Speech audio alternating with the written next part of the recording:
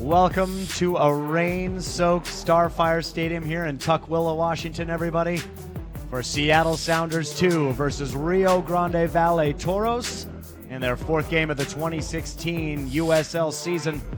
Seattle Sounders 2 still looking for their very first win, in fact, their very first goal. Hello, everybody. I'm Aaron Heinzen, Wade Weber. Wade, let's start from the top. Sounders 2 looking for a goal. Victor Mansoray getting the start at the very top for the Sounders 2. What do you think? Well, when a team is struggling to get goals, as Sounders 2 are, Aaron, one of the things that players will naturally want to do, especially those in the attacking positions, will be to press, to try and do more, to complicate their lives. They don't do that intentionally, but they do it because they think they have to in order to get goals. And quite frankly, I want to see Victor Mansoray tonight, and I know Ezra Hendrickson feels the same, look to get behind this Rio Grande Valley defense, not check back to receive balls deep in midfield, but be a threat to get behind, to play with a minimum of touches, facing the goal, and really to look for to benefit from service from wide areas. This is anything to get that first breakthrough goal, and Victor Mansoray is going to have to simplify his game in order to get the opportunities to score that Sounders 2 so desperately need. Sounders 2, along with struggling to score goals tonight, also having a tough time at the beginning of the games, conceding them. 4 of the 6 goals they've conceded have become in the first 20 minutes of the game. Tony Alfaro, one of the elder statesmen now in the back line, with one 18-year-old on one side and one 18-year-old on the other side. What's his role tonight? Well, it's strange to think of a player with 3 professional games experience as the senior leader of the team, but that's what Tony Alfaro finds himself in, that position. He's got a great left foot. He's got a lot of positive attributes, but the one thing he's going to need to do this evening is be a leader, be a vocal leader, be an organizer, and help these 2 young players, these rookies, settle in alongside him, left and right. And in all of the attributes he has, I think it's that calmness, that presence that he brings that's going to be most important if Sounders 2 are to get their first clean sheet shutout this evening. The Toros have won 1 game so far. They've played 2. They just came from Portland Timbers last week. They won that game 2-0. Player of the match was Jose Escalante. He operates on the left-hand side. That's going to be O'Neal Fisher's man. What do you make of Escalante? Well, he's quick. He's a good dribbler. I think that, for me, is the danger that he presents. He drew a penalty against Timbers 2 and has a quickness and deceptiveness about his play that is going to test this Sounders 2 back line. And it's not the sort of player that really you want to leave one guy against. So this is where Toby Johnhope, as the right central defender, is going to need to provide O'Neal Fisher a little bit of support. And the key whenever you're facing a good dribbler is to make sure he's not facing you, facing away from goal, playing balls backwards and sideways. And as long as Fisher does that job well, I think Sounders 2 have a chance to dictate the tempo in this game. After the game last week against San Antonio, Sounders 2 had a little bit of time off now. Ezra Hendrickson talked about, instilling the fight, instilling some more competition in his players. Do you think that's possible, given the amount of time they've had, just a little bit over a week? Well, that little break was probably good mentally. It's hard to lose a couple games in a tight stretch. But really, a coach can yell at you and motivate you for a game. But if you're going to be a professional, you have to motivate yourself, and that has to come from within. So I think it's up to these players to accept that challenge from Ezra, but also embrace the reality that they're earning paychecks, and it's going to be important, if they want to continue to earn those paychecks, to come out and focus for 90 minutes, to give maximum effort at all times. The whole bleeding for the badge, I'll leave it all on the field, those sort of things, there's a reason people say them, because professionals do that. And I think Sounders 2 have the right attitude in challenging their players. Sounders 2 do have a surprise on the bench tonight. It's former S2 man Olex Anderson. Seen him last year, has 16 appearances, 4 goals. Has been prolific for his country, St. Vincent Grenadines, including scoring a goal against the U.S. national team in World Cup qualifying. He's on the bench tonight. If you're a Sounders fan, you've seen him before. What can we expect from him? Well, he's got electric pace. He's played in the last couple of Sounders matches down in Houston last weekend. He, not just a cameo, he came in and really created the equalizing goal in the 94th minute from Chad Marshall. And I think that Sounders 2, obviously it's nice to have weapons like that available in reserve should they need them.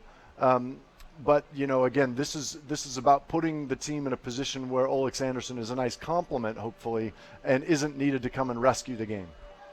Rio Grande Valley visiting from Texas.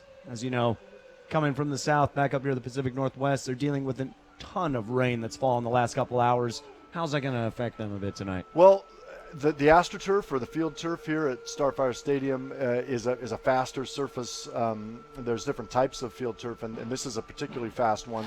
And then the slick surface, or greasy surface as it's sometimes called, is going to be an added element. I look to see first touches be a little heavy.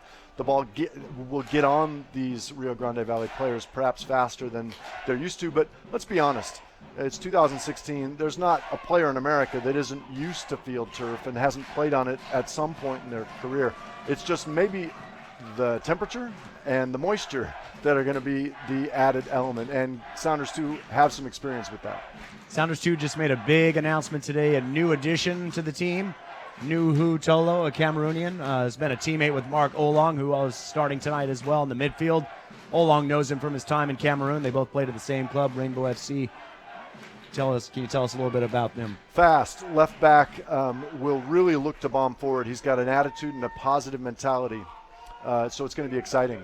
Now we're going to pause here for the national anthem. Join together to sing our national anthem.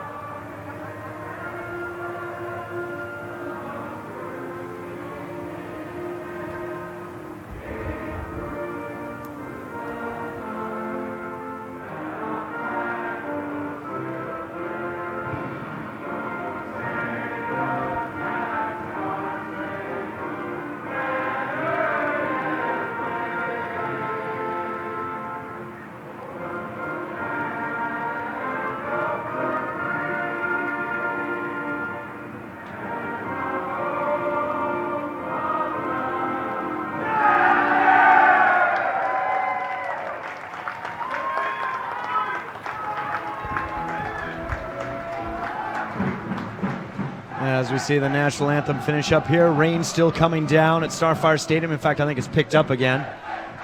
We're going to go through the lineups. Seattle Sounders 2, Charlie Lyon comes back in goal for Tyler Miller last week. O'Neal Fisher, Toby John Hope, Tony Alfaro, and there's the new man, Nuhu Tolo. Steps in for under-18 Academy player Nathan Hines. Nathan Sturgis back, still in the midfield. Mark Oyong, Zach Mathers, and then, of course, Andy Craven up top. Victor Mansoret, and another under-18 Academy player, Handwala Bawana, will come in for Myron Samuel, who is not in the 18 today. For Rio Grande Valley Toros, it's pretty much the same thing they saw against T2.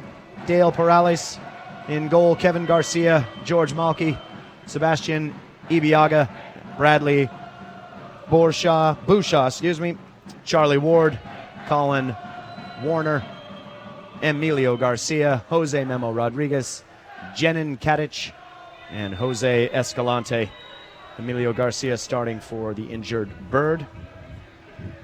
And that is the team that defeated T2 2-0 last week for their first win in their franchise history.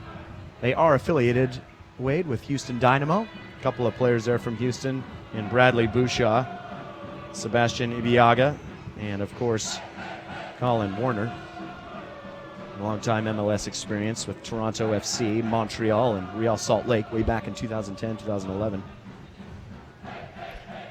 These affiliations, these partnerships, be it S2 and the Sounders, or in the case of Rio Grande Valley, their partnership with Houston, it's revolutionized the sport, and it's sped the development, quite frankly, of young players. There's so many more places a player can get good experience, not simply playing games, but playing games in an atmosphere and against opponents that are of just a higher standard, quite frankly, than existed 10, 15 years ago. So it's quite exciting to see. It is certainly benefited a lot of the young players around here in the Seattle area. Certainly interesting for you as you've coached a long time here in the Puget Sound region. You've seen all kinds of talent come through, coaching them yourself right now with the Sounders Academy. It is well. It's especially exciting to see the opportunities for a young player academy up to S2. Toby John Hope and Handwala Bwana tonight getting opportunities from the opening whistle. And again, this is just such an exciting thing for a young player. But more than that, it can't be about being excited. It's about feeling you belong. That's the key, is to get over that hurdle and not feel like you're watching or you're a spectator. You are now a participant, and you're going to have to act like it if you ever want to make it there. And we are just about underway here at Starfire Stadium. Our referee is Farhad Dadko. The assistant referee is Kelsey Harms, Christian Clerk, and the fourth is Charles Spaniola. And Mr. Dadko just waiting for the final signal here.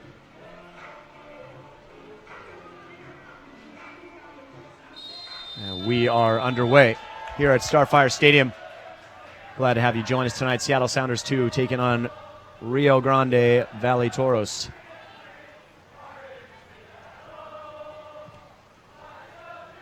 A slick, wet surface tonight. You see the rain coming down. There's puddles here in pockets earlier, but seems to have drained out for the most part.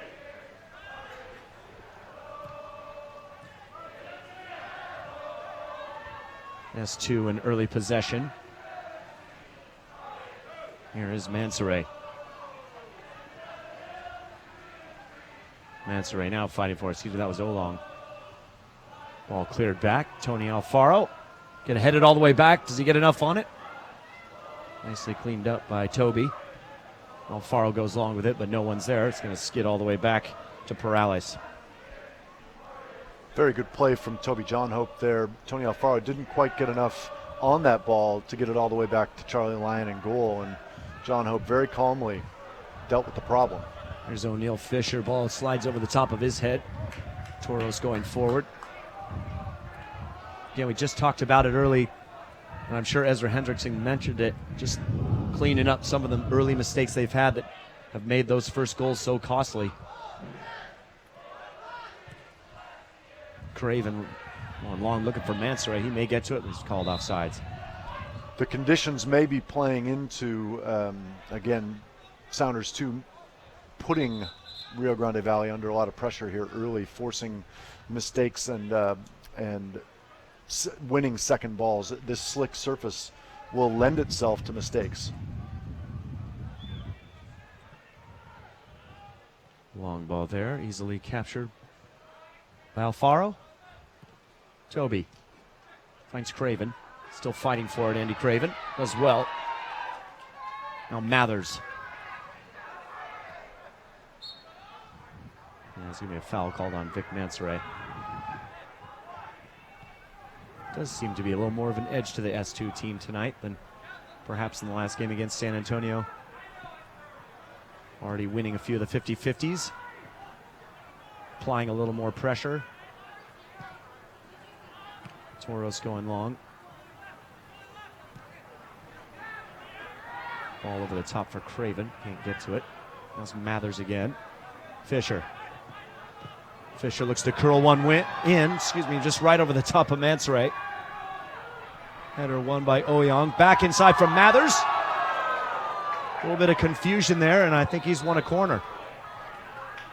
Great start here from S2. And that's simply about putting a ball in a dangerous area and fighting for the second ball. Zach Mathers finds himself in a wide angle, whips a really nice ball across the front. You'd like to see Victor Mansoray crashing to the front post. It looked like Victor was looking for a cutback from Mathers, but in either case, the Sounders to get themselves an early corner kick. Scary moment there for George Malky.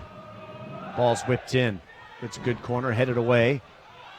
Not too far. Here's Handwala. Into the box he goes, putting it back on top.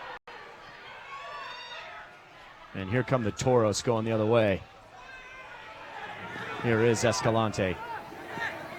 Danger man as he cuts inside. Escalante, good feet all the way to the far side, cleaned up by Mansoure and knocked away by Charlie Lyon. That sort of effort from your number 9, your striker, to make it all the way back on the counter from the corner kick is that's good to see. That's heartening. He's embracing that work ethic. That's got to say something more about the mentality tonight so far, doesn't it? Oh, absolutely. It's something that sometimes you have to ask somebody to do. In that case, it wasn't needed. Excellent ball here. Just cut out, though, by Bouchot, who incidentally scored the first goal in Rio Grande history. That pass is deflected. Back to Bouchot. He goes forward to Escalante. Here's the Honduran. Bouchot. Charlie Ward. Rio Grande getting some touches here. Here's Rodriguez. Stu can't clear it over the top, looking for Escalante. And he's going to be called offsides.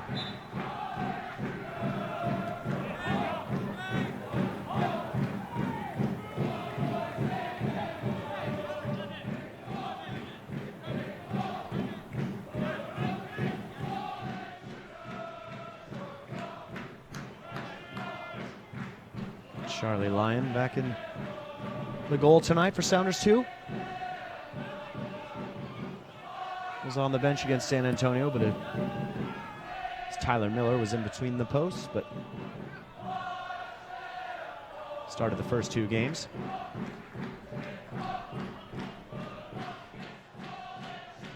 Here's Bouchot to throw it in. Escalante. Oh, clever flick from him. He'll get it over to Kadic. And it's going to be a foul called on Mark Oyong. Oyong has 2 yellow cards so far already for S2. In 2 games. In 2 games. We'll eventually have to maybe cut out a few of the cards if he wants to stay playing the whole season. Yeah, there's the old line that sometimes you need to cross a line before you can know where it is, and I think that line between being aggressive in midfield and being reckless, Mark is still finding it. He's still tiptoeing around in search of it at times, but you'd rather have him make aggressive mistakes than be passive in midfield, especially in his position. Long ball from Alfaro. It's going to be cleaned up by Ibiaga. Now down the right-hand side, Garcia.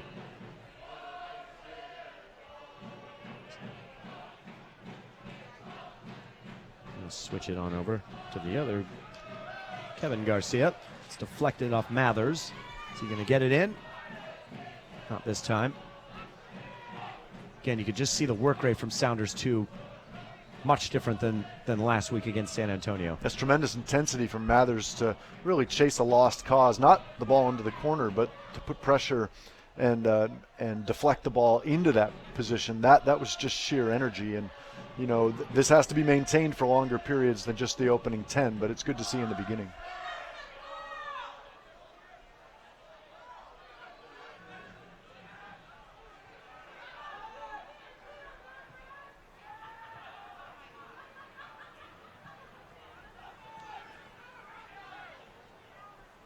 Here's Warner. Got Escalante on the left. It's a good ball from Warner. Escalante working against Fisher. And it's going to be a foul called on Escalante. Nicely defended by Fisher. It's really good first touch from Escalante in that situation, and Fisher does well to get his body between, force the contact, and draw the foul. He is certainly going to be one to watch tonight for Toros. So another foul is called on Colin Warner, captain. Colin Warner, a no-nonsense holding midfielder, MLS experience, adds a veteran presence to this lineup. We just see Alfaro slip and go down. Now it's picked up by Rodriguez. Going to goal. Rodriguez. That's going to hit the side of the net there. But scary moment for S2. Ball was played back to Charlie Lyon and went right back to Alfaro slips down, and Rodriguez gets a good chance at goal. It'll be a corner kick for them, first of the game. Well, we had thought the slippery conditions might affect Rio Grande Valley more than Sounders too, but there Tony Alfaro slips. He does well, though, to get back and block the shot out for a corner kick. It's exactly the kind of start S2 want to try and avoid here in the 10th minute. Some pushing and shoving here. Mr. Dodko wants to sort out. The big man, Jenin Katic, is taller than Tony Alfaro, and that's no small thing. He is going to be someone that they must deal with. Ball's whipped in here to the far post, headed, but it's going to be wide. That's Ibiaga. It's another big man. Yeah, there's several big players back there. Ibiaga, Bouchard, Kevin Garcia. We've seen in the past few games that they have been a problem for S2, just a little bit shorter. Certain positions, header by Fisher goes out of bounds. Here's Katic.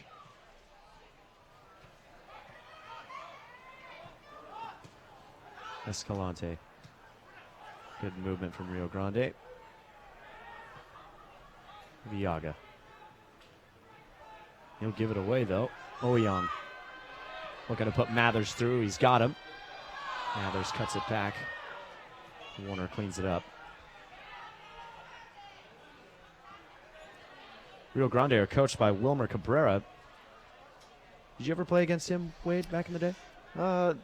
I think our paths didn't quite cross. He came into the United States and I think played in the USL. Didn't play in MLS, but he was playing in the Colombian leagues for a very long time for one of the Cali teams, and 2 World Cups to his credit as well, 1990 and 1998.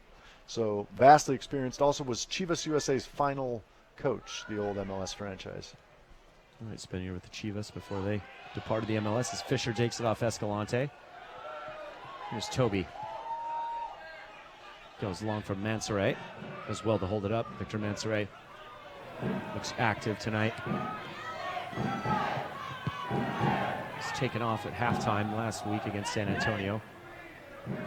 Whether that was a coaching decision or something else, we don't know, but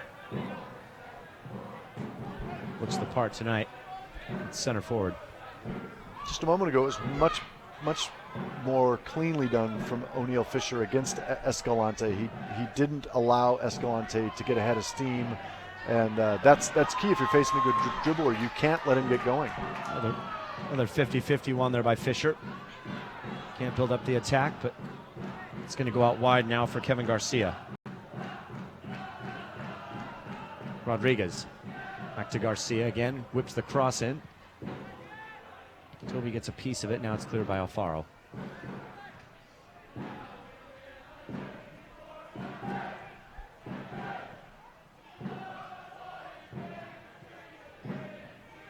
Long ball.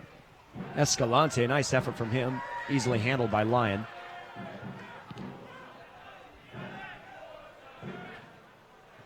Craven going up for the header. That's won by Kevin Garcia. It's George Malky on the right. Toros.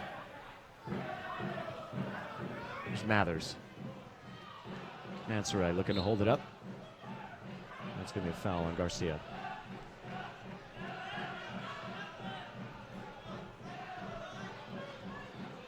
Here in the beginning, I'd like to see O'Neal Fisher get a little further up the line and let Toby John Hope be that possessor in those deeper angles. Right now, Fisher's occupying a position a little deeper, which is limiting Sounders' ability to get up the field on that side. You think that could be just a case of nerves for the young man, or just? Well, I think Fisher's trying to do more than he needs to. Toby needs to take that responsibility on himself. This is much better. There is Toby looking for Fisher, but not the pass in particular, but that positioning where Fisher's further up the field That's going to allow Craven to create double teams, drift infield. It's going to give Sounders 2 just simply more options in their attack. Bouchard forced to retake the throw. It's Katic. It's broken up by Sturgis. Now falls to Escalante. He goes down. Sturgis called for the foul. And again, we experience the beauty of Starfire Stadium just right in front of the crowd. Take another look here. And it is just a touch from Sturgis. It's a tap. It would be a foul, yes. It's nothing egregious. Here's Escalante again, always active inside the box. Knock from Fisher. Referee says no chance. And away he goes. O'Neal Fisher does well to turn out of it, but can't keep it in bounds. It's good hard play from O'Neal Fisher. Escalante continues to be a menace on that side of the field. Here's Katic. Bouchard. Craven does well to defend. Andy Craven all the way back there defending, clears the lines for Sounders 2. It's going to go all the way back to Perales. Where you like to see Craven and Mansoure making these strong defensive runs back, the problem is then there's no outlet, and you don't have a player to play that pass to. Defending higher up the field and winning the ball higher up the field obviously is going to create more benefit for Sounders 2.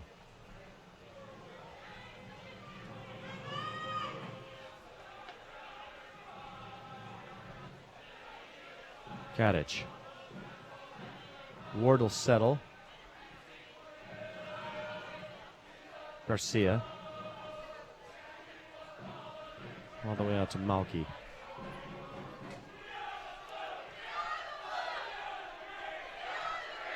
Rio Grande, just a little bit of possession here.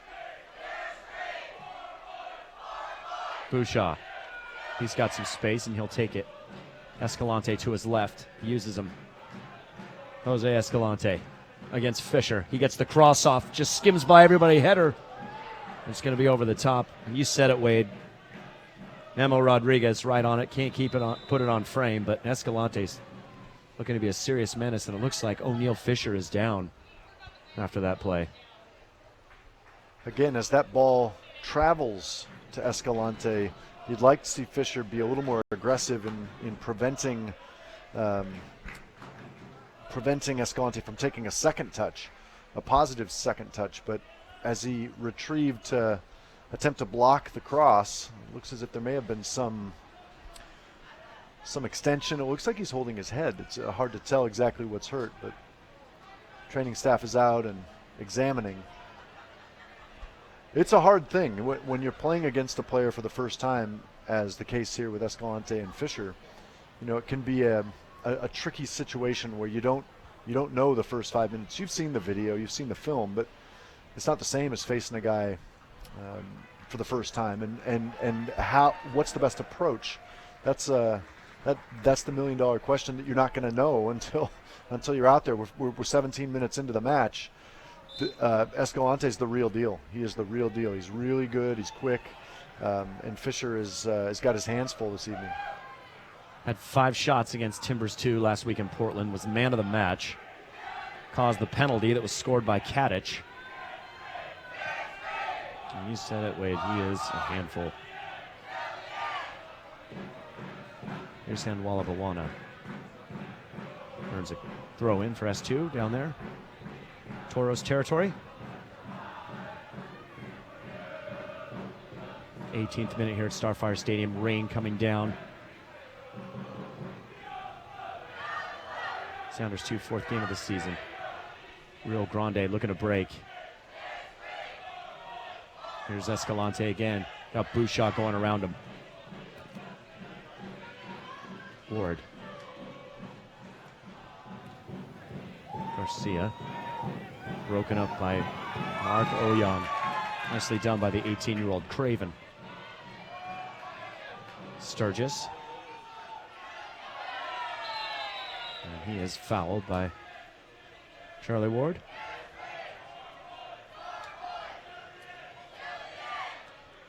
It's going to be Fisher on the free kick. Seems to have recovered from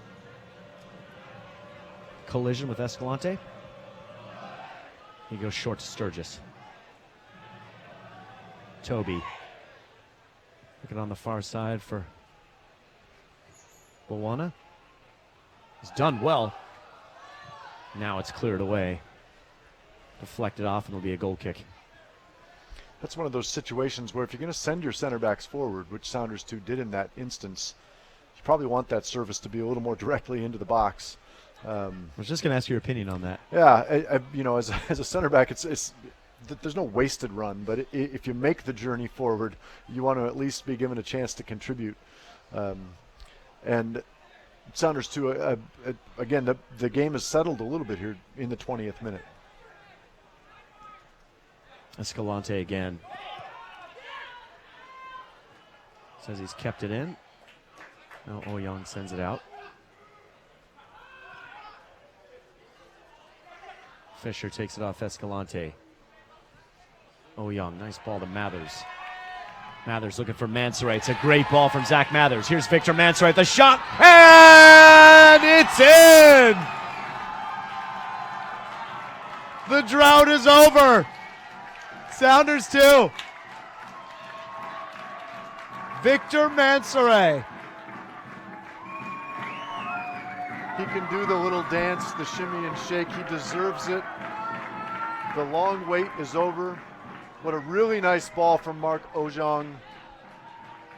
Finds Zach Mathers, who it's wonderful that Victor Mansoray peels away. The center back never sees it coming. It's a great weighted ball on a slick surface. Not an easy ball for Mathers to pull off. And then Mansoray, when it looks like maybe he's taken one extra touch, does really well to keep his shot low, hard, on frame. Sounders 2-1. Doesn't that feel good, Aaron? Fantastic, Wade. Wait is over. Sounders 2 get a goal and take the lead here in the 20th minute.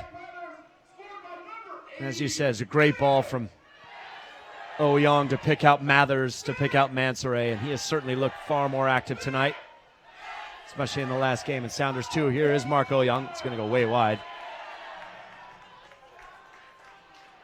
Nicely executed, and Ezra Hendrickson has to be breathing a sigh of relief as well. You just hope that sometimes when you get that first, they can flood in after that. I'm not predicting anything, but it was a very well-worked goal coming from midfield, a turnover, 2 nice passes, and a clinical finish from Mansoray. What we talked about in the pregame, Victor Mansoray, to be most effective, needs to be running off the shoulders of defenders. He's faster than these two at the back, and he can do that consistently if Sounders 2 can get the ball in those pockets. It's an excellent ball from Mark Ouyang to set up Mathers. Good little run from Mathers as well, just underneath the back line.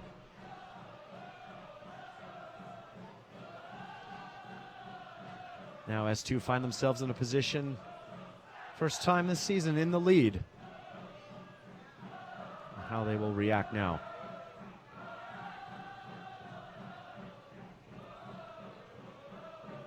Rio Grande lost their first game of the season at Tulsa. 22 shots, 12 of them on goal. They weren't able to convert any. They will certainly continue to be a threat tonight.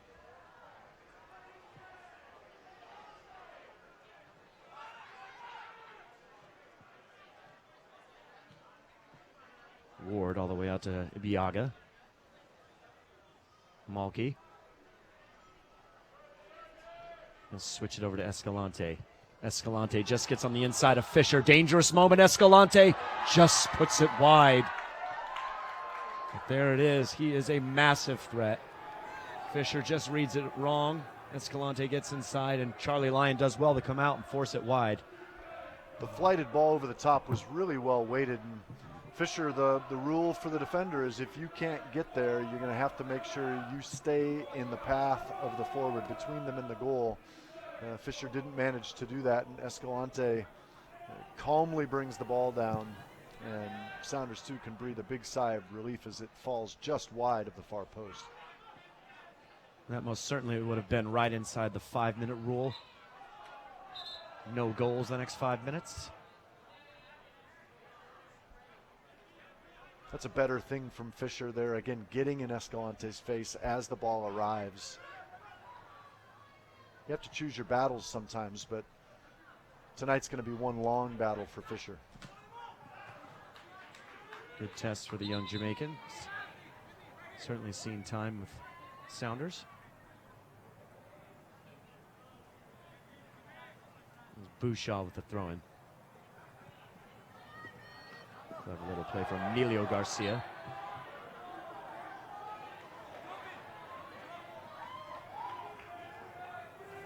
It's going to be a foul. Nope. Excuse me, a throw-in.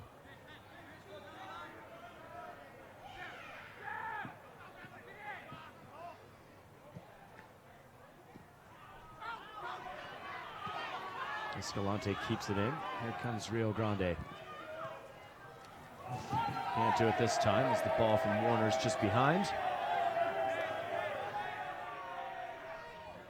At this moment, you want your veterans, and again, this is a very young team, so it's hard to call O'Neal Fisher a big veteran, but you need him to focus a little more on the task at hand, and he's getting a little caught up in referee discussions at the moment.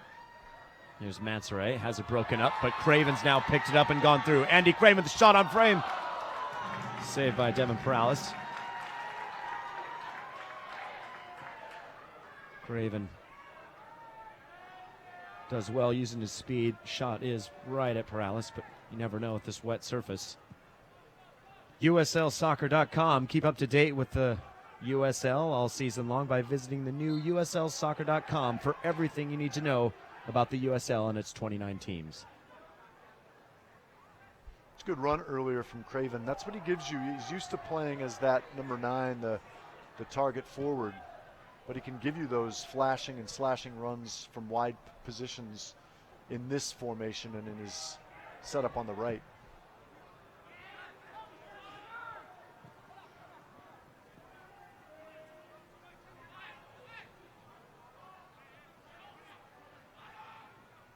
Tony Alfaro going long for it.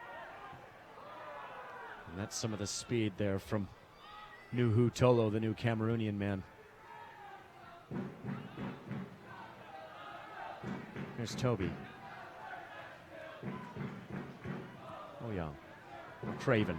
Good touch from Andy Craven to keep it. He's found Fisher just behind. Bouchard cleans it up. Now it's in Mansoret's possession. He'll hold it up for S2. Nice work by Victor Mansoret. Mark Oyan. Alfaro. Tolo. Seems composed on the ball. Tolo, just 18 years old. Cameroonian player.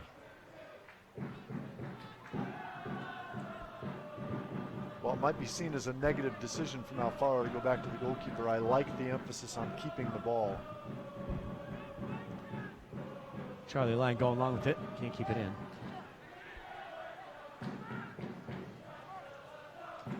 '27th minute here at Starfire Stadium. Aaron Heinsohn, Wade Weber.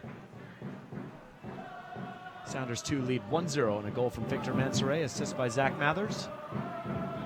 Sounders 2 first goal of the season, looking for their first win of the season. It is 5 games at home before they head out on the road eventually. The end of this month, heading to Real Monarchs, Salt Lake City.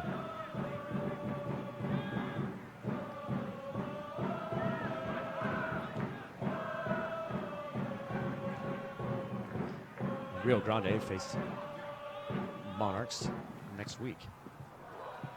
Deflection from Craven goes to Escalante.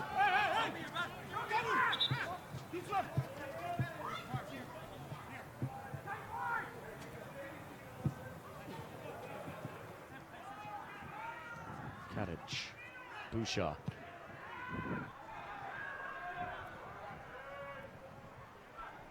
Viaga.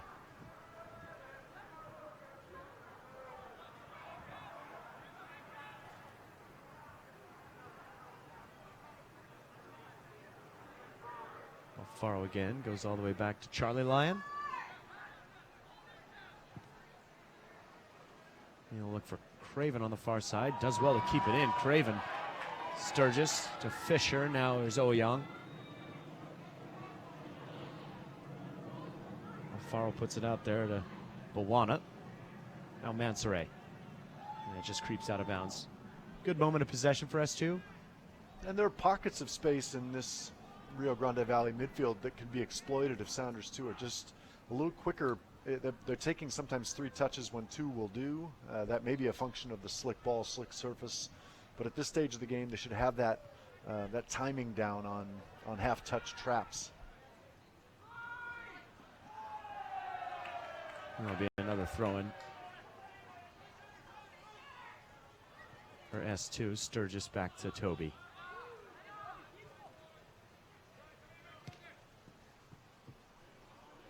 Mathers to Sturgis again. Here's Craven.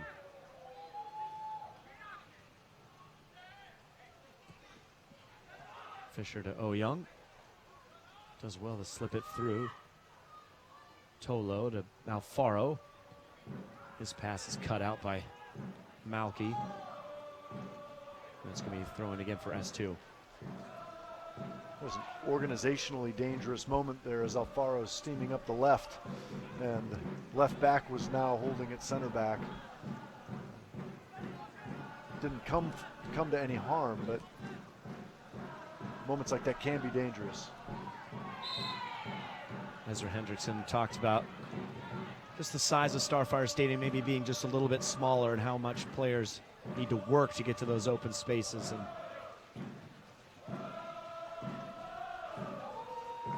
so you see it deflected onto the far side. There's Mansoray again in the box. Craven now with the header. Knocked away by Perales off the bar, still alive. Bawana. Over the head kick, now headed away to the top. Here's Tolo, good touch from him into space. Cuts it back. Bawana again, good turn from him. Nuhu Tolo on the ball. First game as an S2 player, looks very lively. Alfaro going long, looking for Mathers. It's going to be a foul called on Zach Mathers.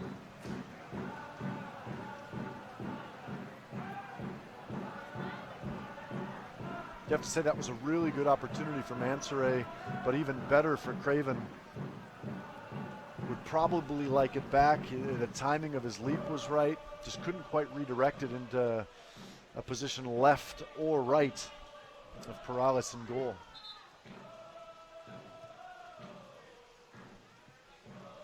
Sounders 2 looking more and more of a threat going forward. Again, it's funny what a goal will do, but it's not that they didn't threaten against San Antonio in their last match. They just had nothing to show for it. Boucha. S2 certainly look more lively tonight. We're going to see our first card in the game. And guess who it's going to be?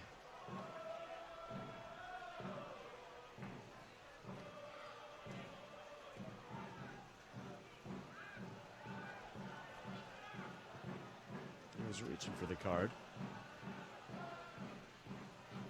Farhad Dodko. And there it is. That is the third card in 3 games, Wade, for Mark Oyoung. I thought he had nearly talked himself out of the card, and in all of my years of playing, I never managed to do that. So I was going to go down in the locker room afterward and ask him what he said, but no. And most likely deserved. A little reckless again in the tackle. He's got 60 minutes now to play on that booking. 33rd minute, Mark Oyoung picks up his 3rd yellow card in 3 games. Here's Escalante. This cross deflected by Fisher, punched away by Lyon. Back to Fisher, under pressure from Escalante. Clears it out, Boucha intercepts. Here's Boucha again. Now finally cleared away by S2. Ibiaga goes all the way back to Perales. Fisher again. We'll try and clear it. Rio Grande have an opportunity here going forward. Garcia has it broken up a bit by Oyoung, but now Escalante again puts it between his legs. Escalante on that dangerous left foot. Can't find Garcia.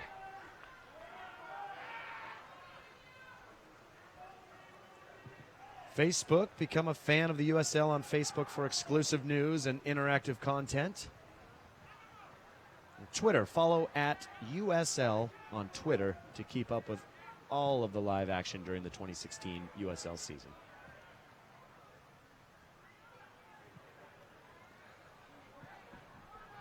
'34th minute. Sounders 2-1. Rio Grande Toros 0. That rain is still coming down consistent. I've seen greater amounts of rainfall, but it really hasn't slackened. And I don't think you probably can't say it's affected the quality of play. There's still been some good moments, but it's got the potential to. It's been pouring like this for several hours now as we see that ball go out of bounds. Wade, how much of effect does Escalante have on Fisher on that right-hand side? As we see every time we see the ball go over and switch diagonally from Rio Grande, he's got to be thinking he needs to get over there pretty quick. He does, and I think it has an even greater impact on his willingness to get forward, because he fears that if it breaks down, if a Sounders 2 attack breaks down, he's not going to be in a position where he can deal with Escalante, and unfortunately that may limit Sounders 2 ability to come down this side and to threaten down the right channel. However, I don't think that's the right attitude to adopt. I think that force Escalante to defend, create 2-on-1s with Craven. I think that might be an approach to maybe force Escalante deeper into his own half where he won't be nearly as effective. Here's Garcia. Ward. To Emilio Garcia. Now back to Ward.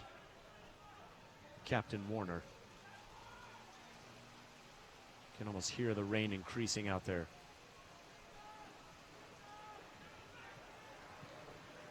Cleared away by Tolo.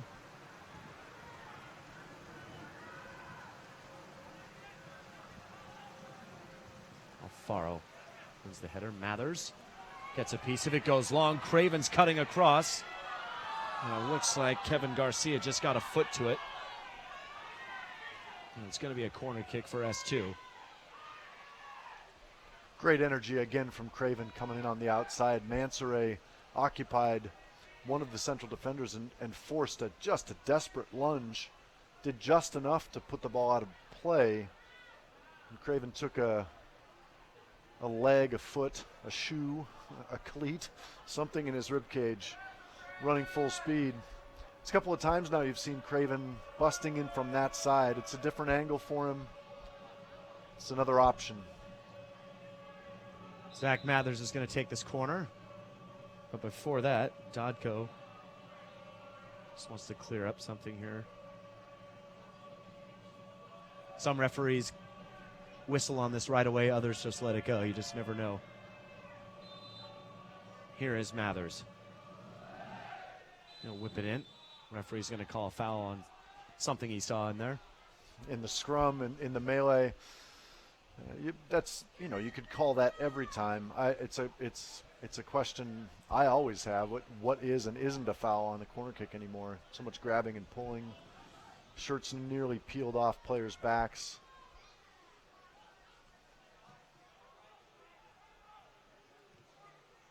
Tolo does nice to cut that out. And it looks like we have a handball call.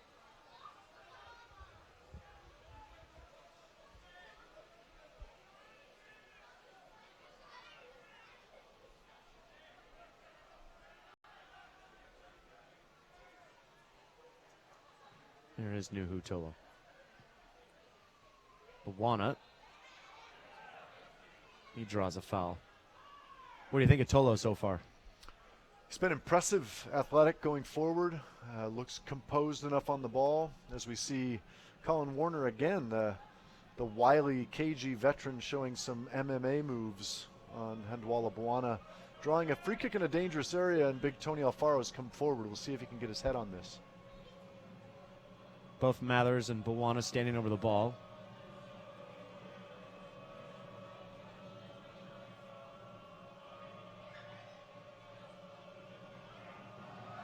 Now Bawana's going to move off it. Mathers putting it in far post. Mansoure just can't get there. You saw a very high line adopted by Rio Grande Valley. The old line at the top of the 18 no longer exists. Teams are pushing that up 22, 24 yards from goal, which the practical result is that it's hard to catch up with that ball. The ball that Mathers served would have been perfect had Rio Grande Valley drawn their line at the 18, but it's geometry.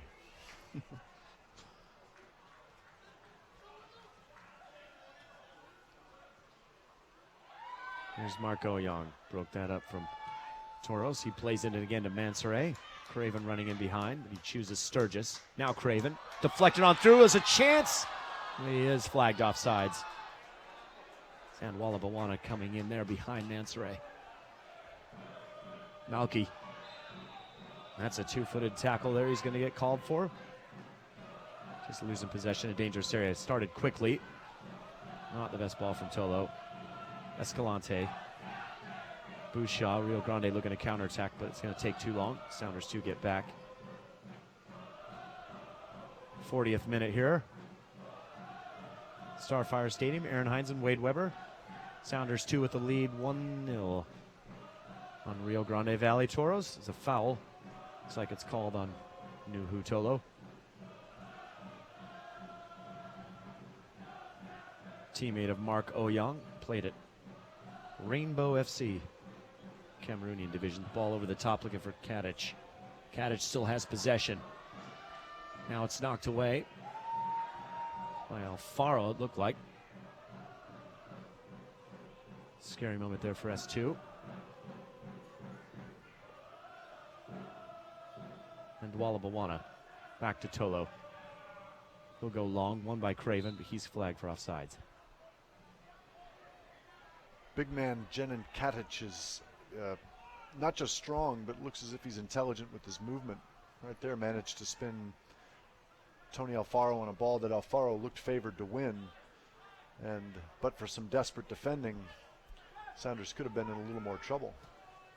Bouchard going up the left. Fisher steps in there, still tangling with Bouchard. And it's going to be a throw-in for S2.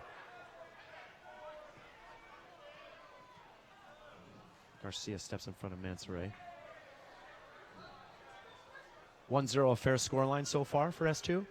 I think so. You could make the argument that Rio Grande Valley have done enough to earn something from the game, but Andy Craven's opportunity that just, goalkeeper just did enough with off the bar, and Mansoret's shot that is deflected prior to that. Sounders 2, I think, have had the better of the play. Maybe not the best player on the field. That might be Escalante, who's done very little since an opening 15-minute flurry. Good turn we saw there from Zach Mathers. Had the assist on Mansoret's goal. Just gets cut down from behind. He'll be standing over this as well as Wallabawana. Mathers in the opening game played as a holding midfielder, and he's really shown more of his versatility as he's moved up into more advanced positions, into attacking mid at 10. Not just in terms of his ability to pass, but general creativity and movement off the ball. Well, we saw in the very end of the Arizona United game, the second game, Mathers got moved up into that attacking spot and caused some problems for them. And ever since, he seemed to have, he has started up there. Sturgis just moving quietly off to the right. Here's Mathers. It's a good ball for Craven, skipped on. Just right into the hands of Perales. Great ball from Mathers. Craven knows he probably should have put it near post. It would have been no chance for Perales, but again, the angle on the service and Craven's run made that very challenging to get the sort of contact, a firm header, the slick surface, the wet head, and Andy Craven does have a fair amount of hair. It was always going to make it hard.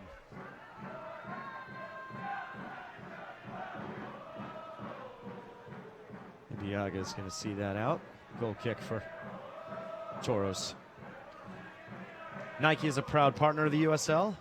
Follow at Nike Soccer on Twitter for all the latest Nike soccer information.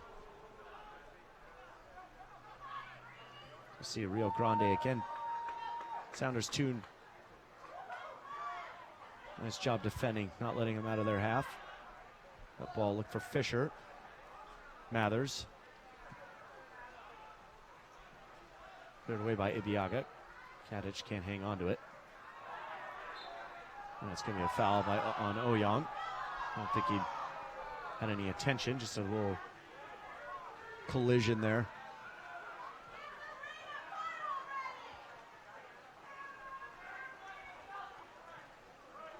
Here's Kadich on the right-hand side. Tangled up with Alfaro. Awana to Mansoray. He can't hang on to it. And that's going to be a foul on Victor Mansoray. Right there on Rodriguez. Free kick chance here for Rio Grande.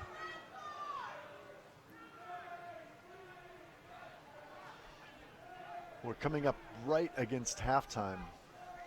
And it would be a pity at this point for Sounders 2 to concede, but this is a dangerous opportunity. And again, you see the difference. Sounders 2 lining up right at the 18 with their line from a similar position. It is Escalante standing over it. He's going to whip it in. It's cleared away well by S2. Referee signaled 1 minute at a time. 1 minute. We'll have 1 minute of stoppage time here in the first half.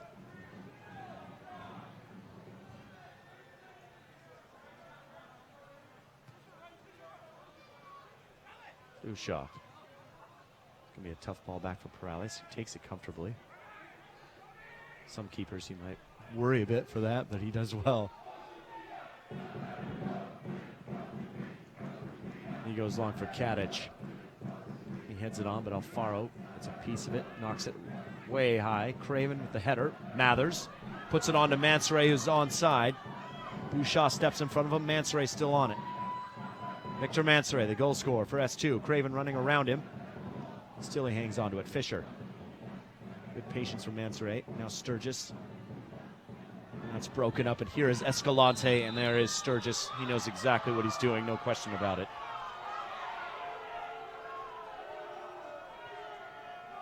Not the best of pass from Nathan Sturgis. Escalante gets a piece of it, and that's the last man you want running away from everybody. And it's a absolutely deserved card, but as a coach, you want Nate Sturgis to do exactly that. You realize the situation, it's the end of the half. You're not going to allow that attack to develop, and it's cynical, yes, but it is absolutely part of the game, internationally, domestically, the whole thing. So intelligent and cynical from Nathan Sturgis. And that is going to be the end of the half there. With a score, Seattle Sounders 2-1, Rio Grande Valley Toros 0. Wade, great first half from Sounders 2 this time around. Probably the best they've put in all season. In fact, I think it's pretty fair to say that's definitely the case. Your thoughts from them? Yeah, wonderful goal, but very well taken. Rio Grande Valley shape up in a 4-2-3-1, and they actually look to play good soccer too. So it's been an entertaining, fairly open match. Both sides having opportunities and chances. You think that'll continue in the second half as well. Should be an action-packed second half. That's all from here in the first half. Seattle Sounders 2-1, Rio Grande Valley FC 0.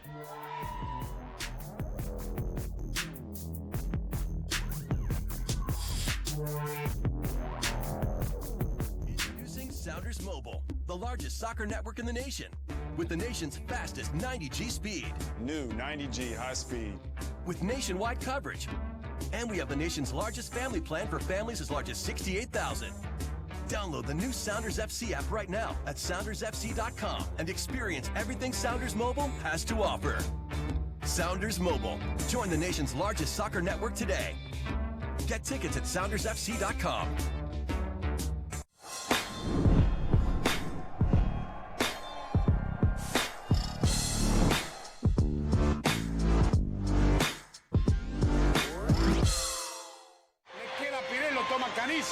Ahí va Pires sobre el área, Trezeguet la baja y cuidado con este gol. Gol.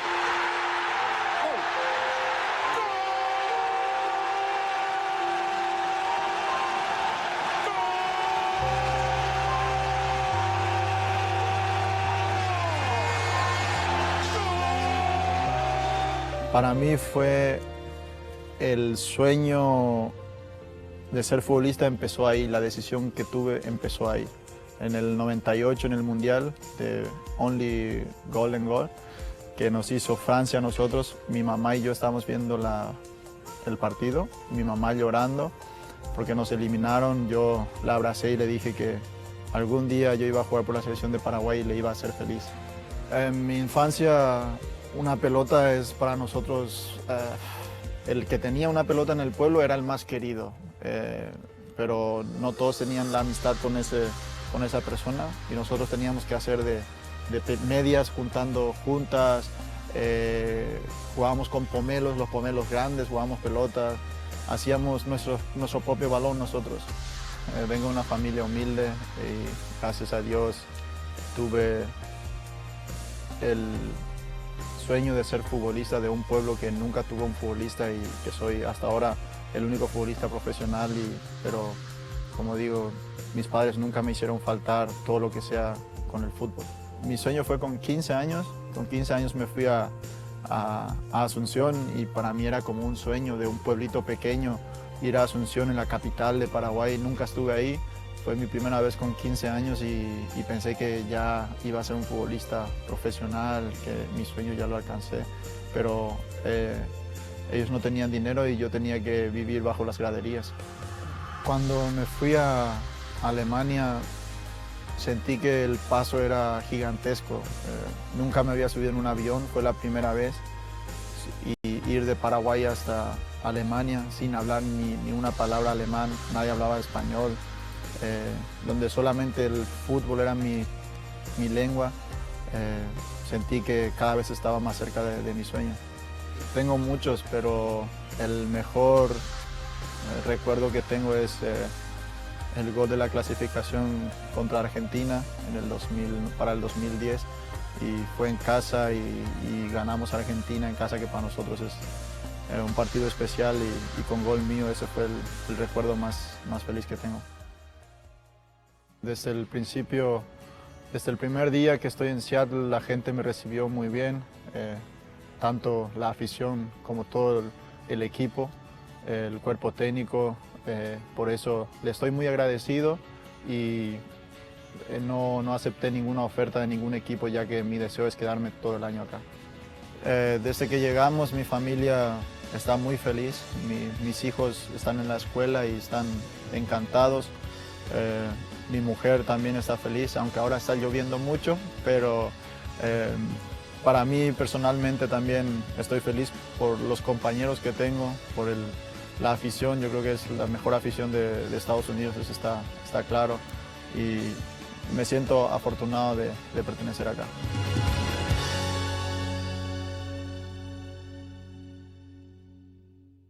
No matter how much we love the game, there's a line we don't cross. That line is discrimination. No racism, no sexism, no homophobia, no bullying, no excuses, no exceptions. We stand as one.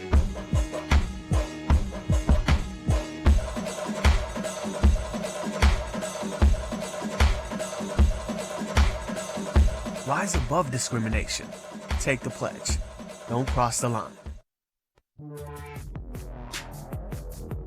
Hey, Toros fans, as your club continues on the road throughout the month of April, make sure you tune in to the USL YouTube channel on April 23rd as your team visits the Real Monarchs in Sandy, Utah.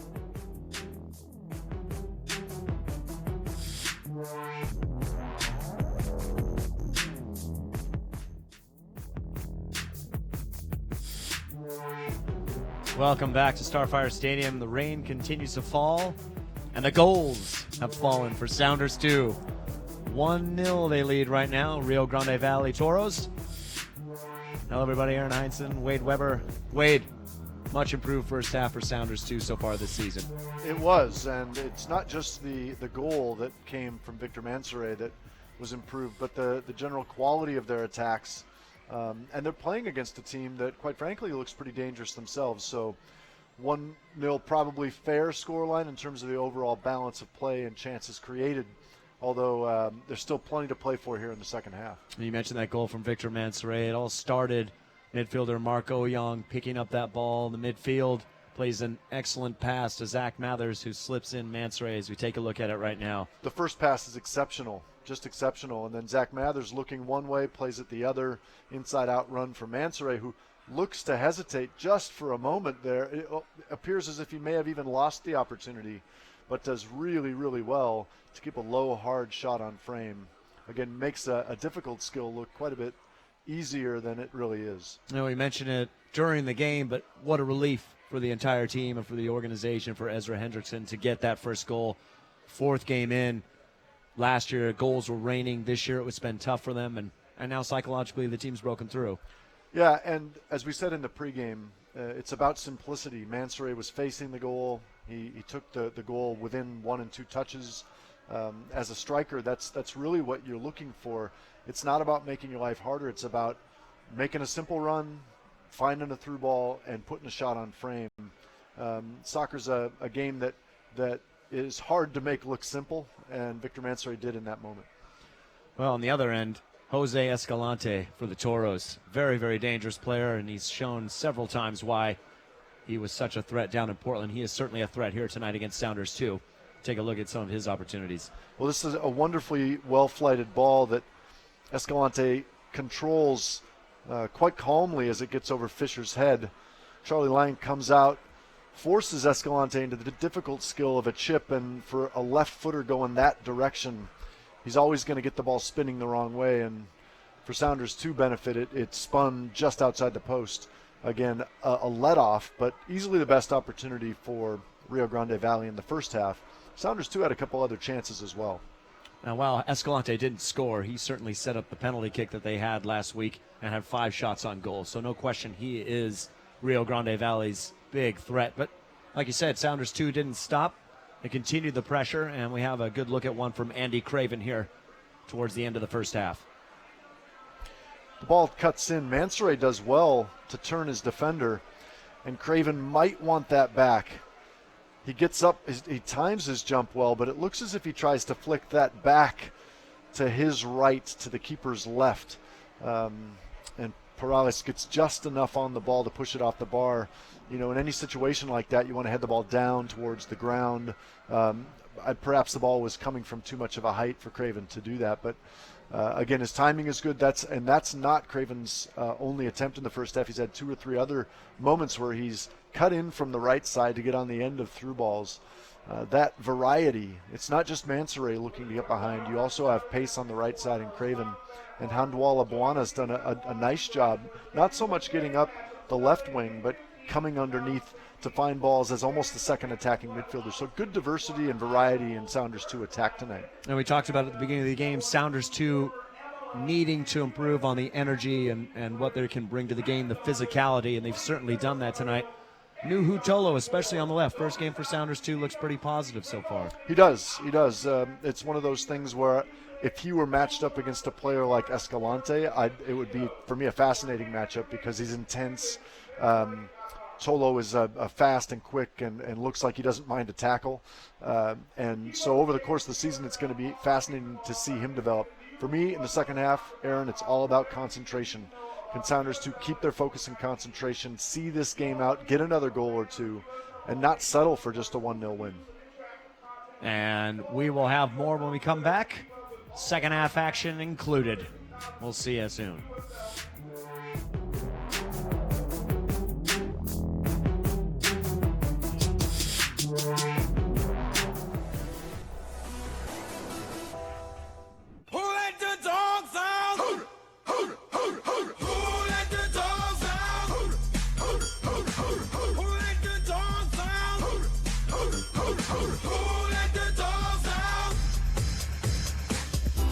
Was nice, the party was pumping, and everybody having a ball until the fellas started in calling, and the girls respond to the call. I have a poor one shout out, who let the dogs out? Who let the dogs out? Who let the dogs out? Who let the dogs out? I see young people had a ball, could Billy Fongers get out? Get back scruffy, get back you flea infested mongrel. Gonna tell myself I man no get angry. Hey, 280 cows calling them K9. Hey, but they tell me, hey man, it's part of the party. You put a woman in front and a man behind. Stars up, Seattle, baby.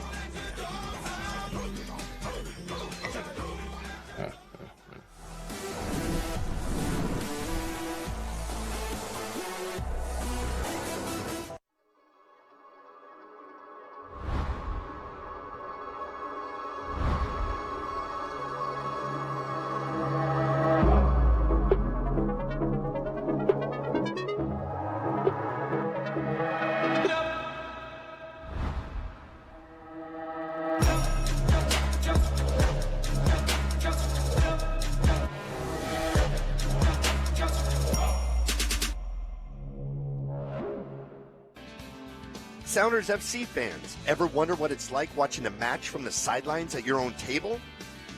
It's possible with our slalom experience pitch-side tables at CenturyLink Field. This exclusive experience includes an on-field table for four, food and beverage with wait staff, on-site parking, and more. Call 877-MLS-GOLD or visit SoundersFC.com. Your table is ready.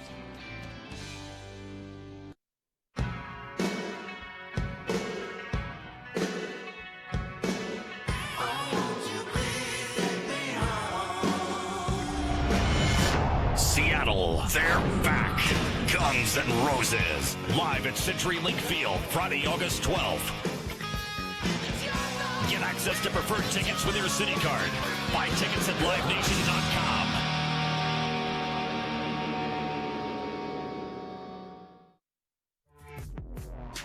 Sounders FC fans, if you haven't already heard, the Steve Zakawani and Friends charity match has been scheduled for Sunday, May 15th, here at Starfire Stadium.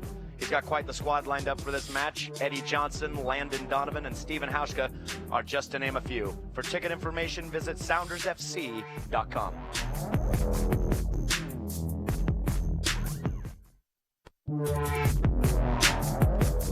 Sounders fans, you don't get as long of a break. We continue this 5-game homestand this Sunday, April 17th, here at Starfire Stadium. Kickoff is at 7 p.m.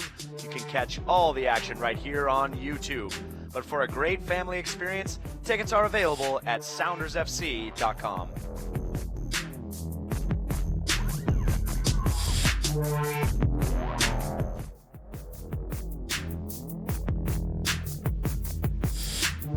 And welcome back to Starfire Stadium. Both teams just coming back to the field here. Aaron Hines and Wade Weber. Now might be a good time to go through substitutes for both sides. Sounders 2 first. Matt Bersano in goal. Nick Hines in the defense. Michael Nelson, finally returned from injury for Sounders 2, is on the bench tonight. In the midfield, Lorenzo Ramos, Michael Farfan, and Amir Alihodzik. And the forward we mentioned, Mr. Olex Anderson. For Rio Grande Valley, it's Arturo Sanchez, backup goalkeeper. Jorginho James, Kai Green in the defense, and Leo Ayala. TJ Kasner, Christian Lucatero in the midfield, and Juan Carlos Flores up top. Substitutes, and we'll see if we have any changes here for the second half. Wade, what do you think Ezra Hendrickson had to say in the halftime? Well, undoubtedly positive. The most important thing from a defensive perspective as Sounders 2 look at this second half is addressing the threat posed by Escalante. Not maybe allowing O'Neal Fisher to be on his own quite as much as he was there in the first half. And then when he is, to make sure, and this is the thing you always want to say, you want to dictate the rules of engagement or the terms of engagement. As a defender, there's not a lot you can control. But to the extent Fisher can control something, he wants to control how his interactions, his one-on-one moments with Escalante are played out. And the way to do that is to get on that guy early. Fisher's not picked up a booking. I'm not going to be the old school 1980s center back that I used to be and say, Escalante wouldn't be so fast on his back, But definitely you don't want to allow him the freedom to just dictate the rules, right? So he is going to need Fisher, perhaps some help, and then perhaps just to get a step up on it.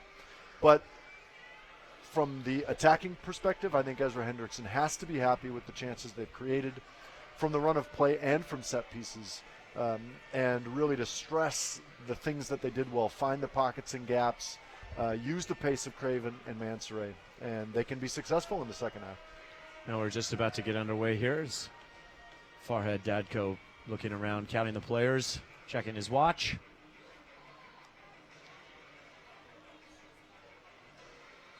And there's the whistle. And on the other side, Wilmer Cabrera, his team's down a goal.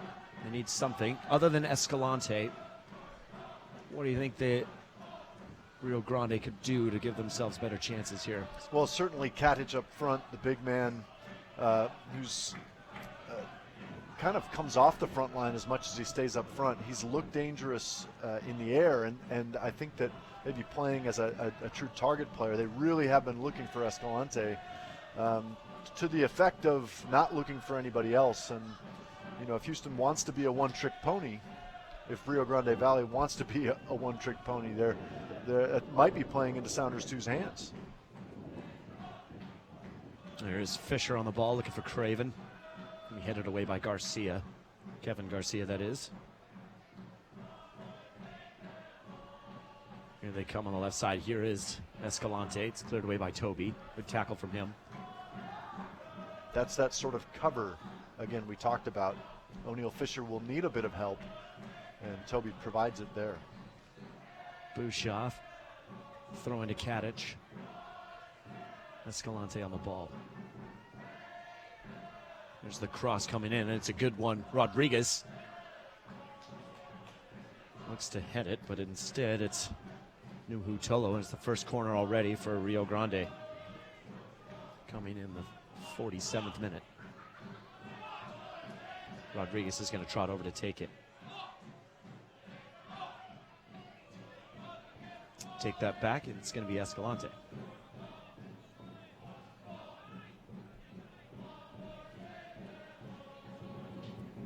Players stacked up in the box. Escalante whips it in. Charlie Lyon punches it out. Here's Rodriguez. He has it knocked away by Tolo. Mansoray sets Tolo here. He can't control it. It's always going to be difficult in the rain.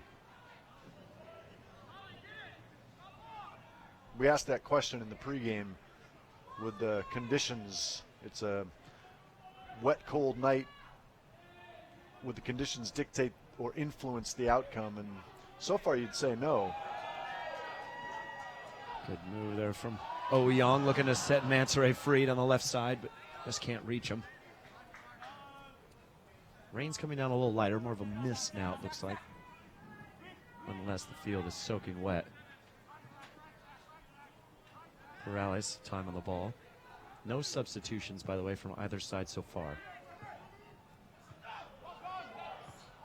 Tolo wins that well in the air. It's through to Rodriguez now. Touch from behind by Ouyang. Still has to be careful. He has that yellow card. Here's Hendwala Bawana. Good control from Bawana. Mathers. Now picked up by Malky. Ward. It's a good turn from Escalante. That's going to be a foul. So quick on his feet. Just comes into spaces and turns quicker than players can react. Again, Toby John Hope does a really nice job stepping forward and preventing that from developing into something more dangerous. Doesn't draw a booking in the process either, so he lives to fight another day. Katic pass cut out by Fisher. Craven to Mathers. Mathers pulls out of it, but Katic catches up to it. Ward. It's going to go all the way out here to George Malky. 2014 Super Draft of Montreal Malky, MLS experience. Fisher cuts that one out. Andy Craven. Nicely held up by Craven. Pass is broken up. Now Escalante's onto it. Escalante going to the back line. Getting it on his left foot. Kadich puts it across. This is a chance here. It's Malky. And he puts it away cleanly for Rio Grande. One of those instances, Sounders 2 just couldn't get it out of their area. Picked up by Escalante. It's floated across the top of the 18, and George Malky drifting in on the right-hand side. In this case, it's a question of Malky really benefiting, not from a pass as much as a deflection. And Nuhutolo didn't want to take the touch, perhaps, as he was facing the wrong way, facing pressure, allowed the ball to run across him. Malky makes no mistake, puts the ball on frame. And in the 50th minute, Sounders 2 back to all even with Rio Grande Valley. And that's the start that Wilmer Cabrera obviously had hoped for. We'll see what Sounders 2 can do now. They had such pressure on Rio Grande early on. Speaking of that, here's Mathers on the left-hand side. Mansour's in the box. Mathers cuts it back. Looking for Sturgis. Good touch from him, but Mansour's moving the other direction. It's good to see an immediate positive response from Sounders 2.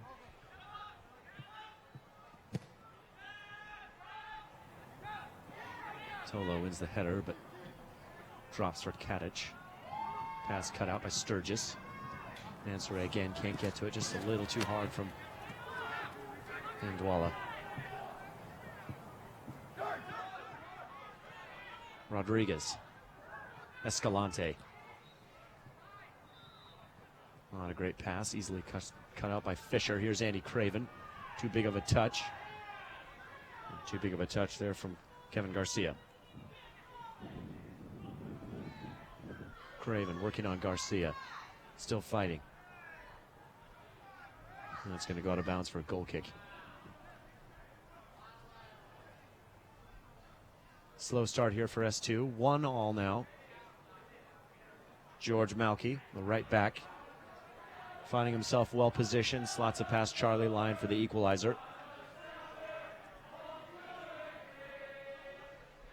Sounders 2 being sung along in the rain here by the supporters on the left-hand side of the main grandstand here. 53rd minute. Toby. Picked up by Bouchaw. Tackled by Ouyang. Still needs to be careful. Every time he goes to ground, you get a little bit nervous. Yeah, at this stage, probably he needs to cut that out. Good turn from Escalante. Got himself in the box. Rodriguez now. He'll chip to the far side, looking for Kadich, but headed away by Tolo. Ward cleans it up. More action from Rio Grande. Here's the cross coming in again. Headed back across the piece, and it looks to be an own goal for S2 here in the 53rd minute. We'll probably have to take another look at this to be sure. And just like that, Toros have fought themselves into the lead. It's a very nice cross to the back post. Handwala Buana just doesn't get enough on it. Doesn't get up to contest the header, which is put back across the face of goal. Alfaro does well to get just a piece.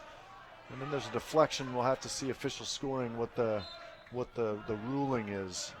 It looked to be going off Alfaro's head, but I think it came off a Rio Grande player in the end. Tough to see on that replay. And it is going to be credited to number 13, Emilio Garcia. 2-1 lead here in the second half for Rio Grande as the ball's again crossed. This time Tolo handles it.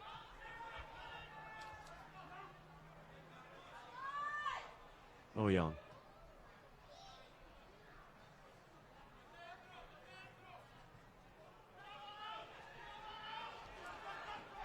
There's Tolo.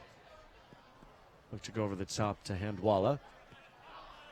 Doesn't keep it in. It's going to be a throw in for Rio Grande. Well, we saw a great start in the first half for S2, but hasn't been the same story here in the second. I think it's a case of just players still in the locker room before the game start? Or a little bit. Halftime? Yeah, the better execution on Rio Grande Valley's part in terms of the finish and the attempt to get numbers in the box. And it's interesting that neither goal came directly from Escalante. There's Escalante now, but no threat to Lyon. Certainly a lot of life in the Toros. Encouraged by these 2 goals they've just earned so quickly. You still get the feeling there's goals in this game, perhaps for both teams, but Sounders too, it can be difficult sometimes when you concede that early coming out of the second half. The mentality must stay positive. There's still far too much time for Sounders too to start thinking about the result or worrying about the result. The result can be made. It's up to you as a player to write the script. Do you think it could be a case of, oh no, here we go again, we had it, now we're losing it, sort of thing, and some of the players being younger? Or there could be some of that. I'll be cruel to the sense that that this is the first time Sounders have had a lead, so they haven't been in a position yet to lose a lead. So I'm not sure that's necessarily the problem. Ball by Ward on the left-hand side. Charlie Lyon does well to come out and pick it up. He'll throw it out here to Nuhu Tolo, Cameroonian. 18 years old. Pass just cut out there by goal scorer of the first goal, George Malky.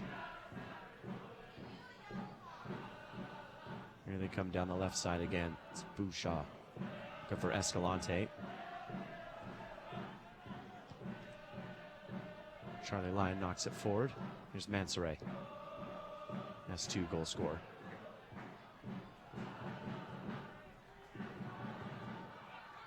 Yaga. Rodriguez. Rodriguez will see it out of plays. Looks like Bouchard's down over there on the far side.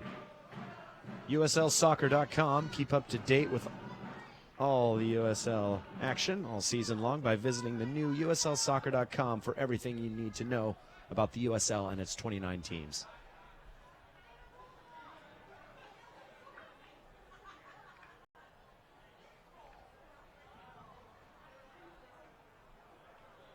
I visited the USLsoccer.com website. It's actually quite good, informative. All 29 teams. Increases every year. Exciting league.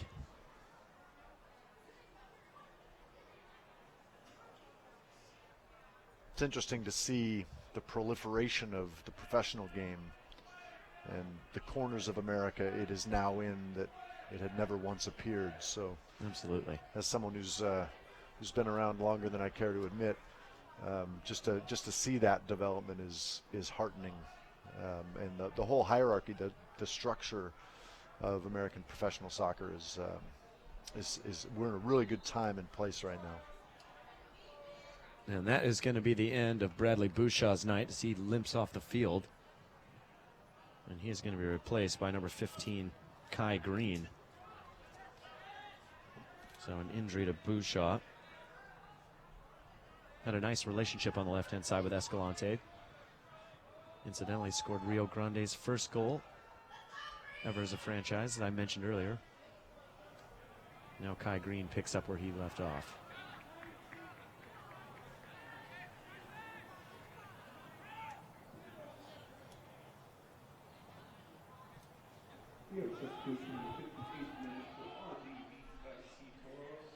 It's Charlie Lyon being chased. Something interesting from Lyon that perhaps as a head coach you might want to see every time. Not want to see every time, but Fisher can't keep it in. It's a rush of blood to the head a little bit from Charlie in goal. His angle left to play a short ball was cut off.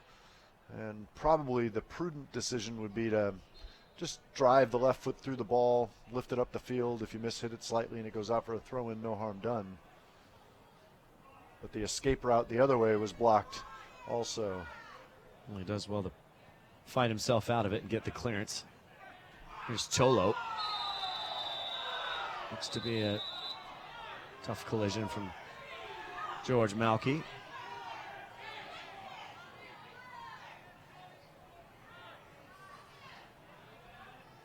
Probably more for the elbow raised, I would imagine. I mean, that is elbow up in the chest area. It was an obstruction. It was intentional. Again, he's not committed a crime. He's committed a foul, and a booking is appropriate. 60th minute, right back. George Malky picks up the yellow card. Go along with his goal in the 47th. Ezra Hendrickson, coach of Sounders 2, is readying a couple of substitutes. Sturgis picks out Bawana on the left-hand side. Handball Bawana to Craven in the box. Craven puts it across. Last second defending there from Kai Green. Does well. Good stuff from S2. Looks like a long throw from Tolo.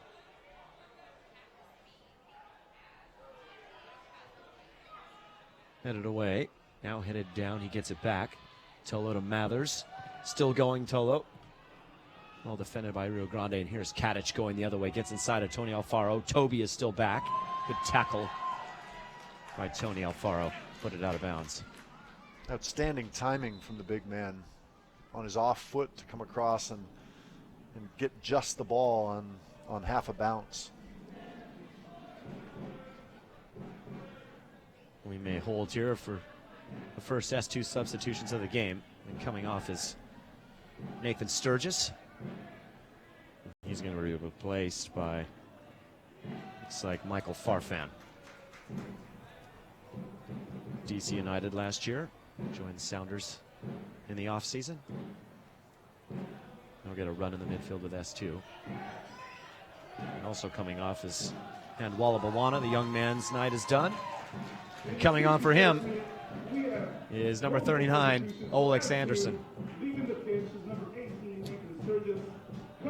What I like about the timing of these substitutions is Coach Ezra Hendrickson has given Anderson and Farfan enough time to make a difference on the match. Nearly a half hour, and let's see if Sounders 2 can't carve out some opportunities where they get Anderson in positions where he can use that electric pace to punish this Rio Grande Valley back line.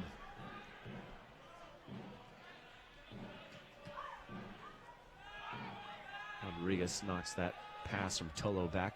Alfaro will drop it to Lyon. It's going to go out of bounds.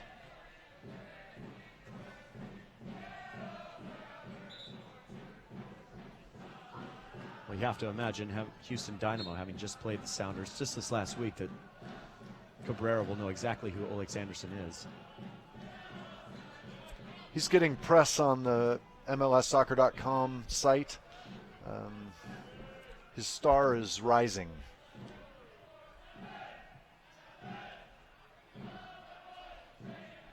Nicely defended by Fisher there. Craven's on the ball now.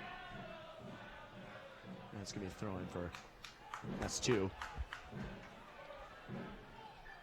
Craven's really been in the wars tonight, scrapping with 2 or 3 players, sometimes at once. Young sending it over the top, headed away by Malky. Now it's picked up by Tolo. Here's the first touches for Anderson. Back on his right foot, looking to connect with Mathers. Cut out by Ward. Long for Katic. Nicely headed away by Alfaro as Katic was looking to get inside. Here's Toby. Long ball from Toby. Can he pick out Craven? Green gets a touch to it, but Craven's still on it. Tackled away by Green. Craven again gets it back. O'Neal Fisher. Decent cross from Fisher, but headed away by Ibiaga. Nicely cleared by Warner. Escalante.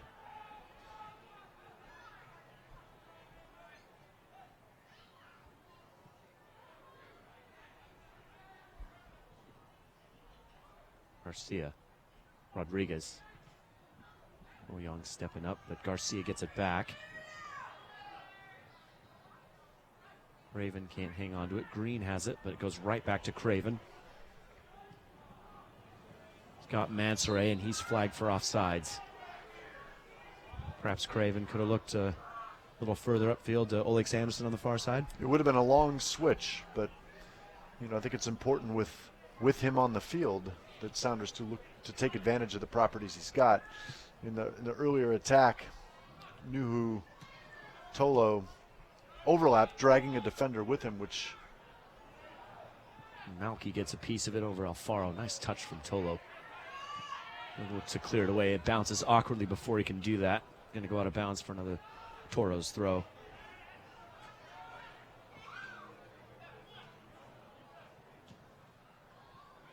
Ball from Rodriguez to find Garcia. Emilio Garcia, that is. Ball sent in again. Cleared away by Toby. Oyon. Mansoray can't get to it. Dangerous moment as Mathers looks to close it down. Now cleared away by Perales. That's going to be a push. Farfan.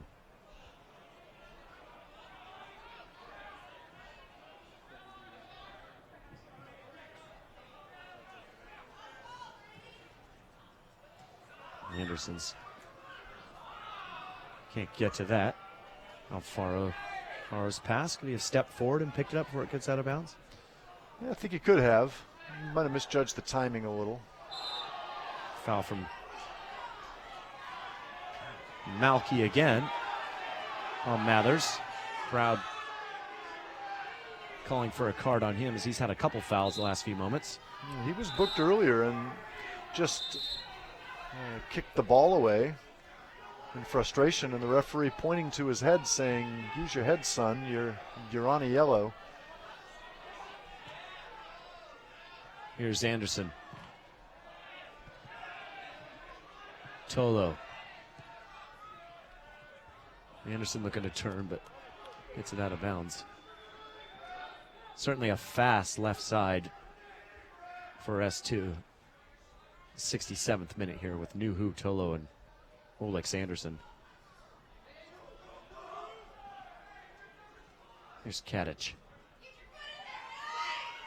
Olex Anderson now. Mansoray. Knocked away from him. Rodriguez.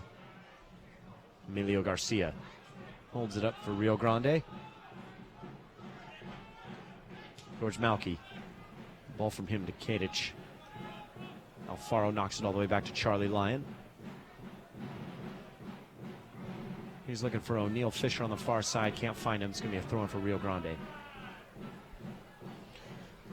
Just a lack of rhythm and execution right now on Sounders' part. They're not stringing together enough to develop any sort of sustained attack.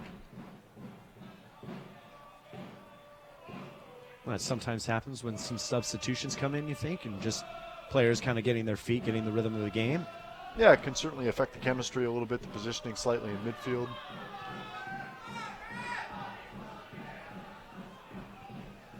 Well, certainly everything's time is on the side of the Toros. They can just clear balls away, and they don't have to worry too much about attack anymore. It's all about defending.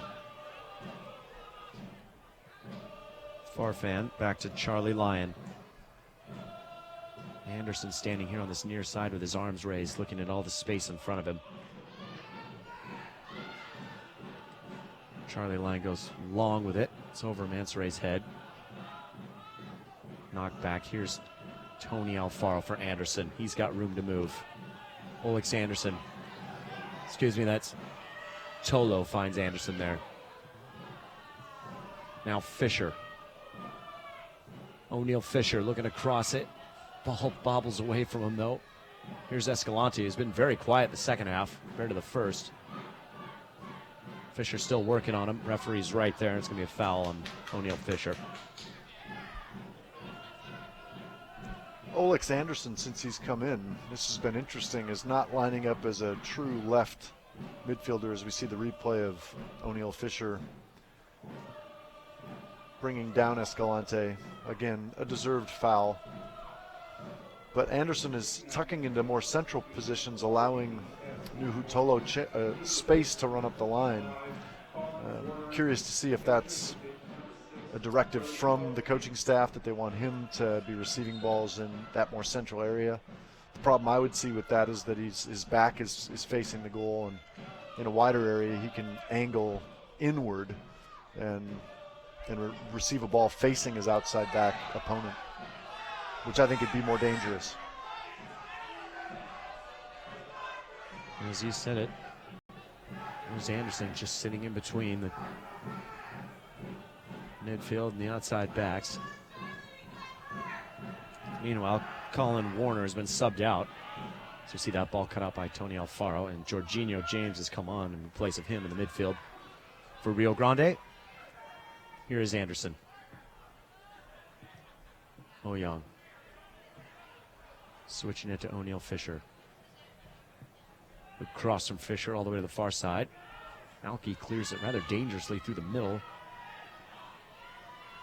Mathers. Headed away by Garcia, who has the captain's armband now. There's Fisher. Can't get great contact. It's going to go out of bounds. Goal kick for Rio Grande.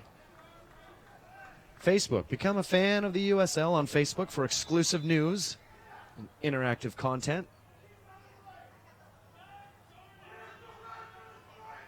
So we see some more substitutions here from both sides. It is going to be Victor Mansoret coming off from S2.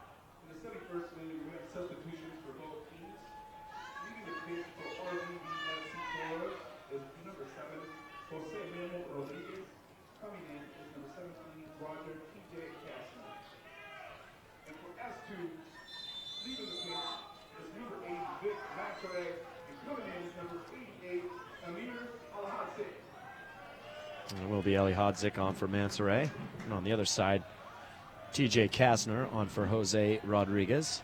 Memo Rodriguez, as he's called. Here's Anderson. Ball from Oyan. Anderson will put on the pace, cut inside. It's a great ball from him, and just off the feet of Andy Craven, but that's what he brings to the game right there. And that's where I'd like to see him stationed, out on the touchline, facing his defender. He's then allowed to use his pace, going against a right back that's on a booking.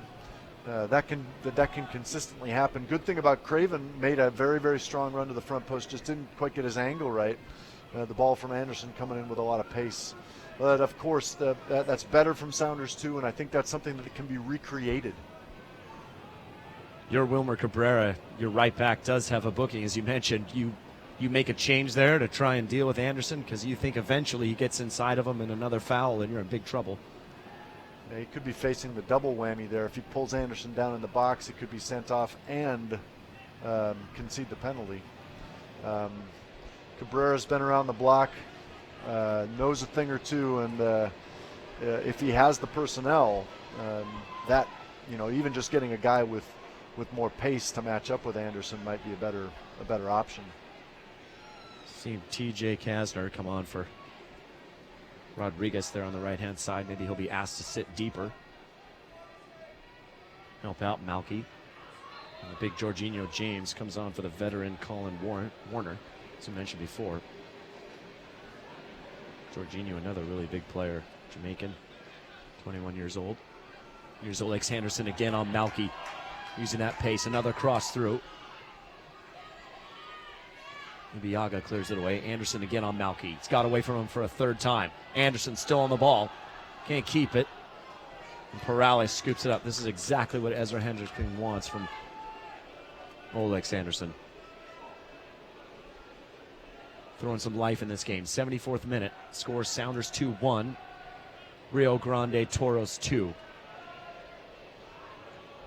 It's one of those things when you're a young player, you think you can be anything as a soccer player, but at some point you have to accept what you're good at and then do that better than anyone else. And I tell you what, that sort of pace, I would run at defenders and I would encourage Olex Anderson to continue to do that.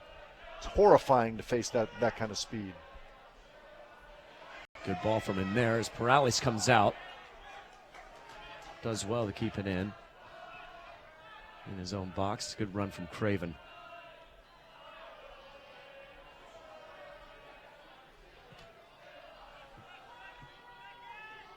Well, certainly after defenders see stuff paced like that, they don't want to get anywhere near a guy.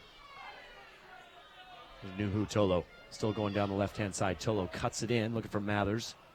Can't find him. Young. And living on the edge, Young, but still the tackle works. It's going to be a foul from Farfan, though, and he'll pick up a card here in the 75th minute. The timely substitution of Farfan for Sturgis allowed Sounders to break up that attack, taking the booking without suffering a red in the process. We're reaching that stage of the game. There's 15 minutes remaining plus whatever stoppage time is added, and you know, the insertion of Anderson has changed the dynamic. It's certainly changed the sort of approach for Rio Grande Valley, where they now have somebody that they really must contain. Just a two-man wall here. Escalante clips it crisply on the far side. Now the cross goes in. Lyon gets a piece of it. That's going to go out for a goal kick. Scary moment there as Charlie Lyon looked to have his fist right on top of it, but didn't get the whole thing. Falls for Kasner. It's a well-worked free kick.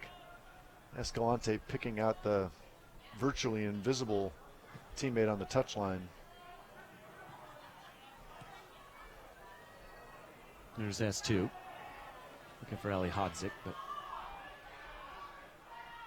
he may have been in an offside position, doesn't touch the ball.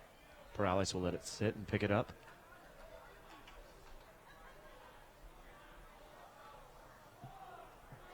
Green has now switched to the right-hand side. George Malky's on the left.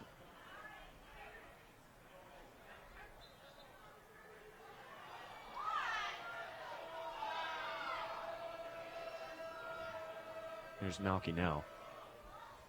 Finds Escalante. Shades to Katic. Looks to find Escalante again. Broken up by Toby. Here's Escalante. Good little ball through, but doesn't reach Katic.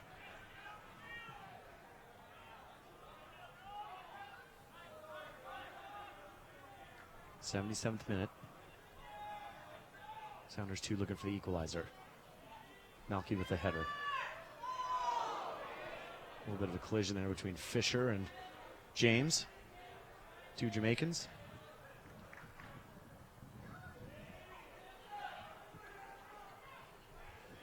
Sounders too are going to need to get a hold of this ball and be very intentional about how they use it. I think casting long balls from the back, whether it's a goalkeeper or a defender, is going to play into the hands of these tall center backs for Rio Grande Valley. Here's Kai Green going on against Tolo. With clearance from Tolo, but it's a foul on Green before. Looks like Green's got a bit of pace as well. Let's see if he'll be able to contain Anderson any better.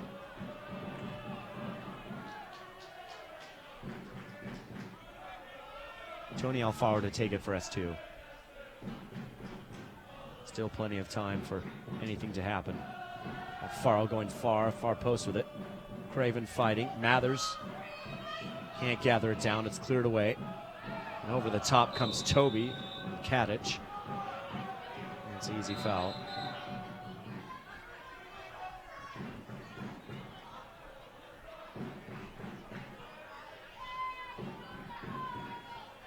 Ward.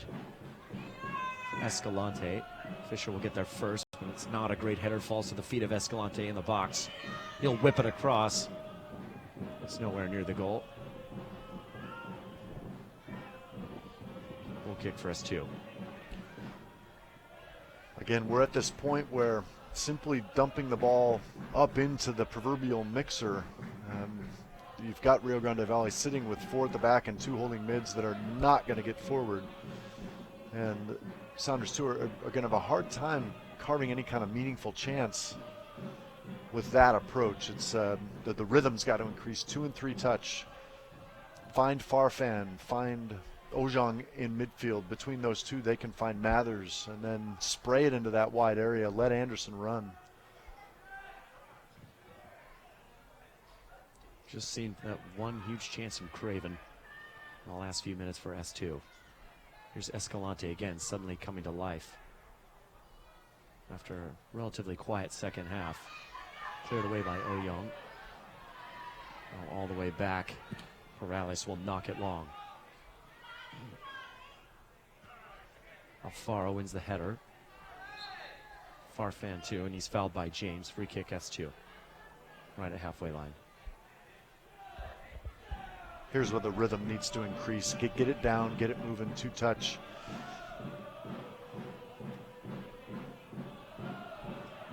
Ali Hodzik back to Fisher. Here's Farfan.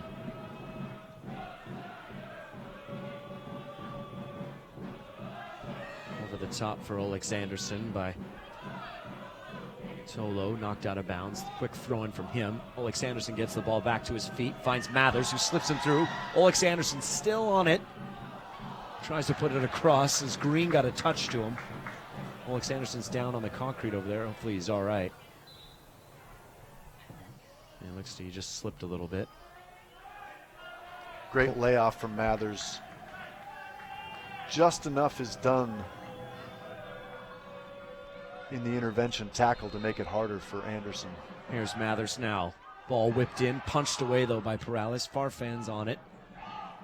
Now it's Tolo, gets it on his left foot, drives it, but it's too high. A goal kick for Rio Grande. It was always going to be difficult with that amount of traffic to put a ball on frame from that distance. It's most likely going to take a deflection. Ezra Hendrickson has readied another substitution. We'll see if it can happen before Perales takes the goal kick. And it's going to come for Zach Mathers this time, and Lorenzo Ramos is going to come on for him. U18 Sounders Academy player. Looks like MLS veteran Michael Farfan will be pushed forward into the attacking midfield role. It's more of his natural position. Better one by Alfaro. It hasn't been cleared. Escalante on it, now cleared away by Fisher. Good touch from Craven. Had the back line fooled, but Ibiaga gets to it. Tolo chests it back to Lyon. Michael Farfan, plenty of MLS experience, as you said. Played in 2014 with Cruz Azul in Mexico. Prior to that was with the Philadelphia Union from 2011 to 2013.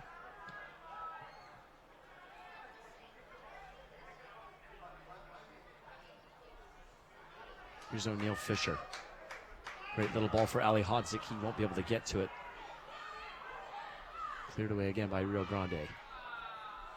Escalante again on the left-hand side, but it's broken up well by Fisher. Ali Hodzik. Finally cleared away, way out. Throwing for S2. Clearance nearly reached the Green River.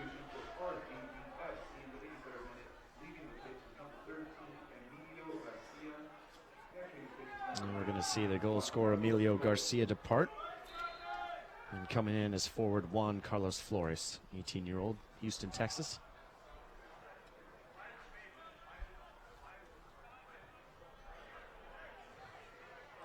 Throw in taken by Fisher again. Ball's knocked away only as far as Ramos. Going down there is Mark Oyon. Free kick in a good position here for S2. Nike is a proud partner of the USL. Follow at Nike Soccer on Twitter for all the latest Nike Soccer information. We see O'Neal Fisher on the far side standing over it. Lone man. Everyone else for S2 is at the top of the box. Save Lorenzo Ramos. And Anderson in the back. Excuse me, Tolo. Free kick from Fisher. It's in there. It's Tony Alfaro. Equalizer from S2. In the 84th minute. Great free kick in from Fisher right to the head of Tony Alfaro. And S2 are back equal. Well, O'Neal Fisher doesn't take a lot of free kicks as a rule, but I tell you what, you curl it in like that and good things can happen. Fascinating final 6+ stoppage here at Starfire Stadium as Sounders 2 equalize. Great timing of the run from Tony Alfaro. And you could just see both Sebastian Iviaga and Escalante watching him get right through there. Somebody had missed their marker. Tony Alfaro gets on the goal scoring sheet for Sounders too.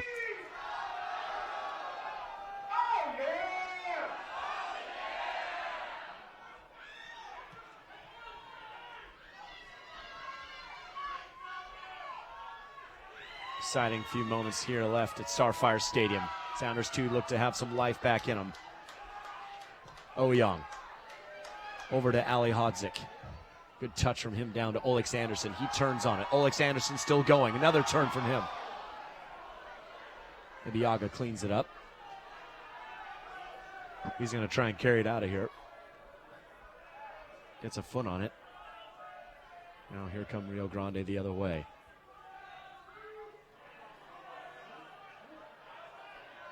Tough tackle from Fisher. He picks it up.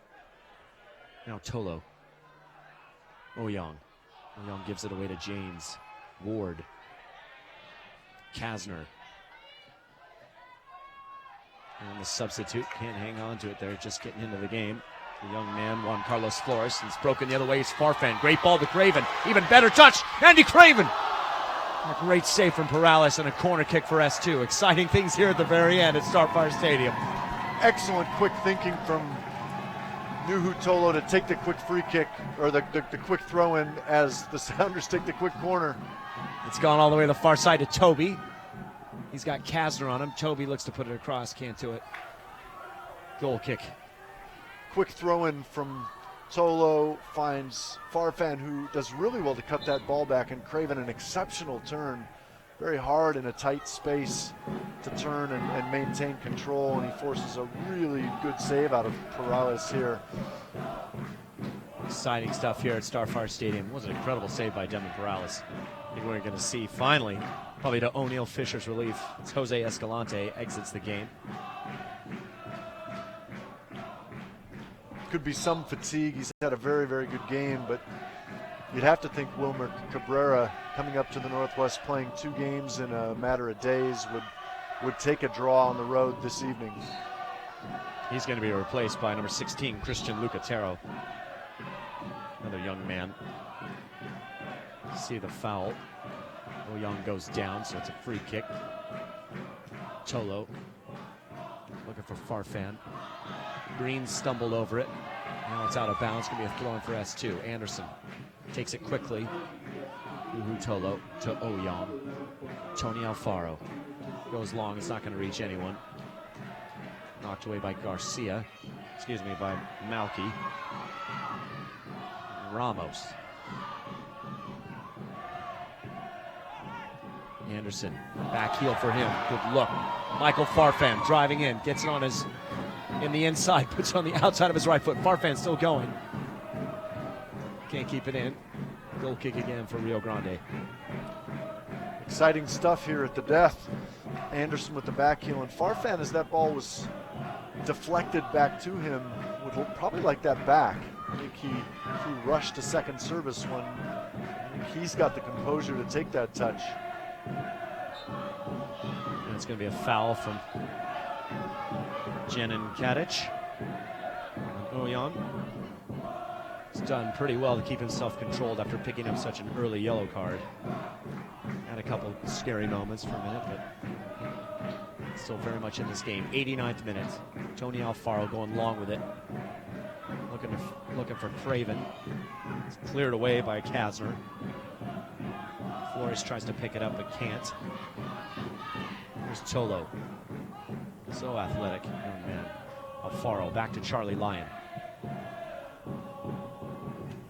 Crowd is singing again here at Starfire Stadium. Here's Kasner, though, gets around Oyoung. He tries to leave it for James. Was Lucatero. Has it broken up.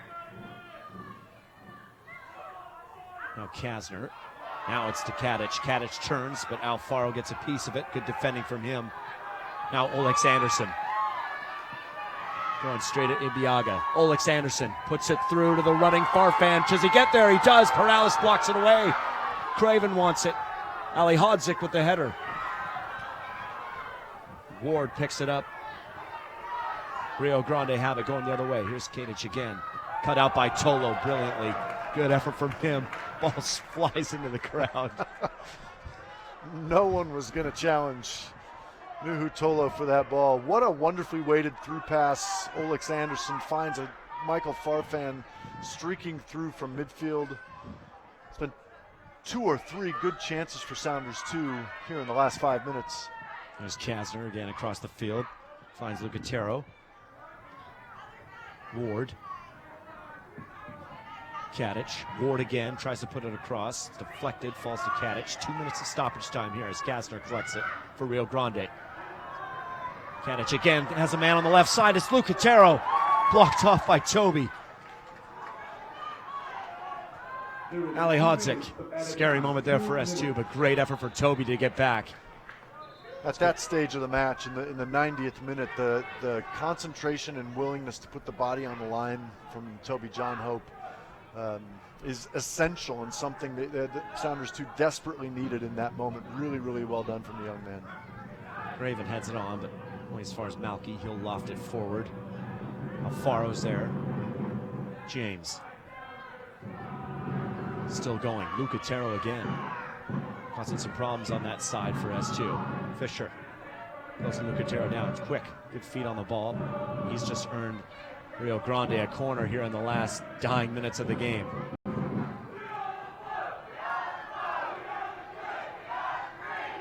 Lucatero's going to take it himself. Plenty in the box now for Rio Grande. All hands back except for Olex Anderson for S2. Lucatero bends it in. Not the best ball. Doesn't get past the first man. And now Olex Anderson with a chance to break away. S2 got it on the left-hand side. Here's Farfan. Craven going around on his left-hand side. He slips Craven in. His first touch lets him down. Craven still puts it back across. It's knocked away by Green, out of bounds. S2 still going. Tolo. Love the energy the man still has. Still running in the dying moments. Lorenzo Ramos. To Alfaro. He knocks it forward, but easily picked up by Malky. Now James. Ouyang, though, wins it.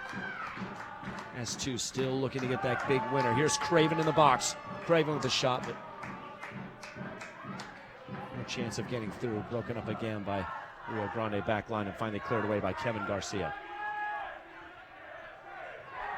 Not much time left here at Starfire Stadium. Throw-in going to be taken on the far side by O'Neal Fisher. And that is time, but S2, great start. Then they allow 2 goals, but wonderfully fought back by S2 to tie the game here at Starfire Stadium. Our final score, Seattle Sounders 2-2, Rio Grande Valley Toros 2. Wade, your final thoughts? Well, a lot of encouraging signs tonight. The offense, which had been dormant, the attack was multifaceted. Goals from set pieces and goals from the run of play. Some electric play on the flanks, but also some good performances from young players. Toby John Hope again shows quality and courage in the right moments. I thought Mark Ouyang looked very good in midfield, aggressive, but also able to play with some composure. New man Nuhu Tolo showed enough. Again, these guys are so young that the upside is big. So it's the first point of the season. There's 26 games to go, and you can see this team starting to grow in confidence. I have a lot of optimism about what these summer months are going to hold for this young team. Not a win, but certainly a result, and certainly goals for Seattle Sounders 2 tonight, Starfire Stadium. And they will have their next match this Sunday against Colorado Springs. It's a start for Ezra Hendrickson in the side, and a point on the board as we finish here at Starfire Stadium. Seattle Sounders 2, Rio Grande Toros 2. For Aaron Heinz and Wade Weber, Bootstrappers Productions, thank you very much for watching. We'll see you on Sunday.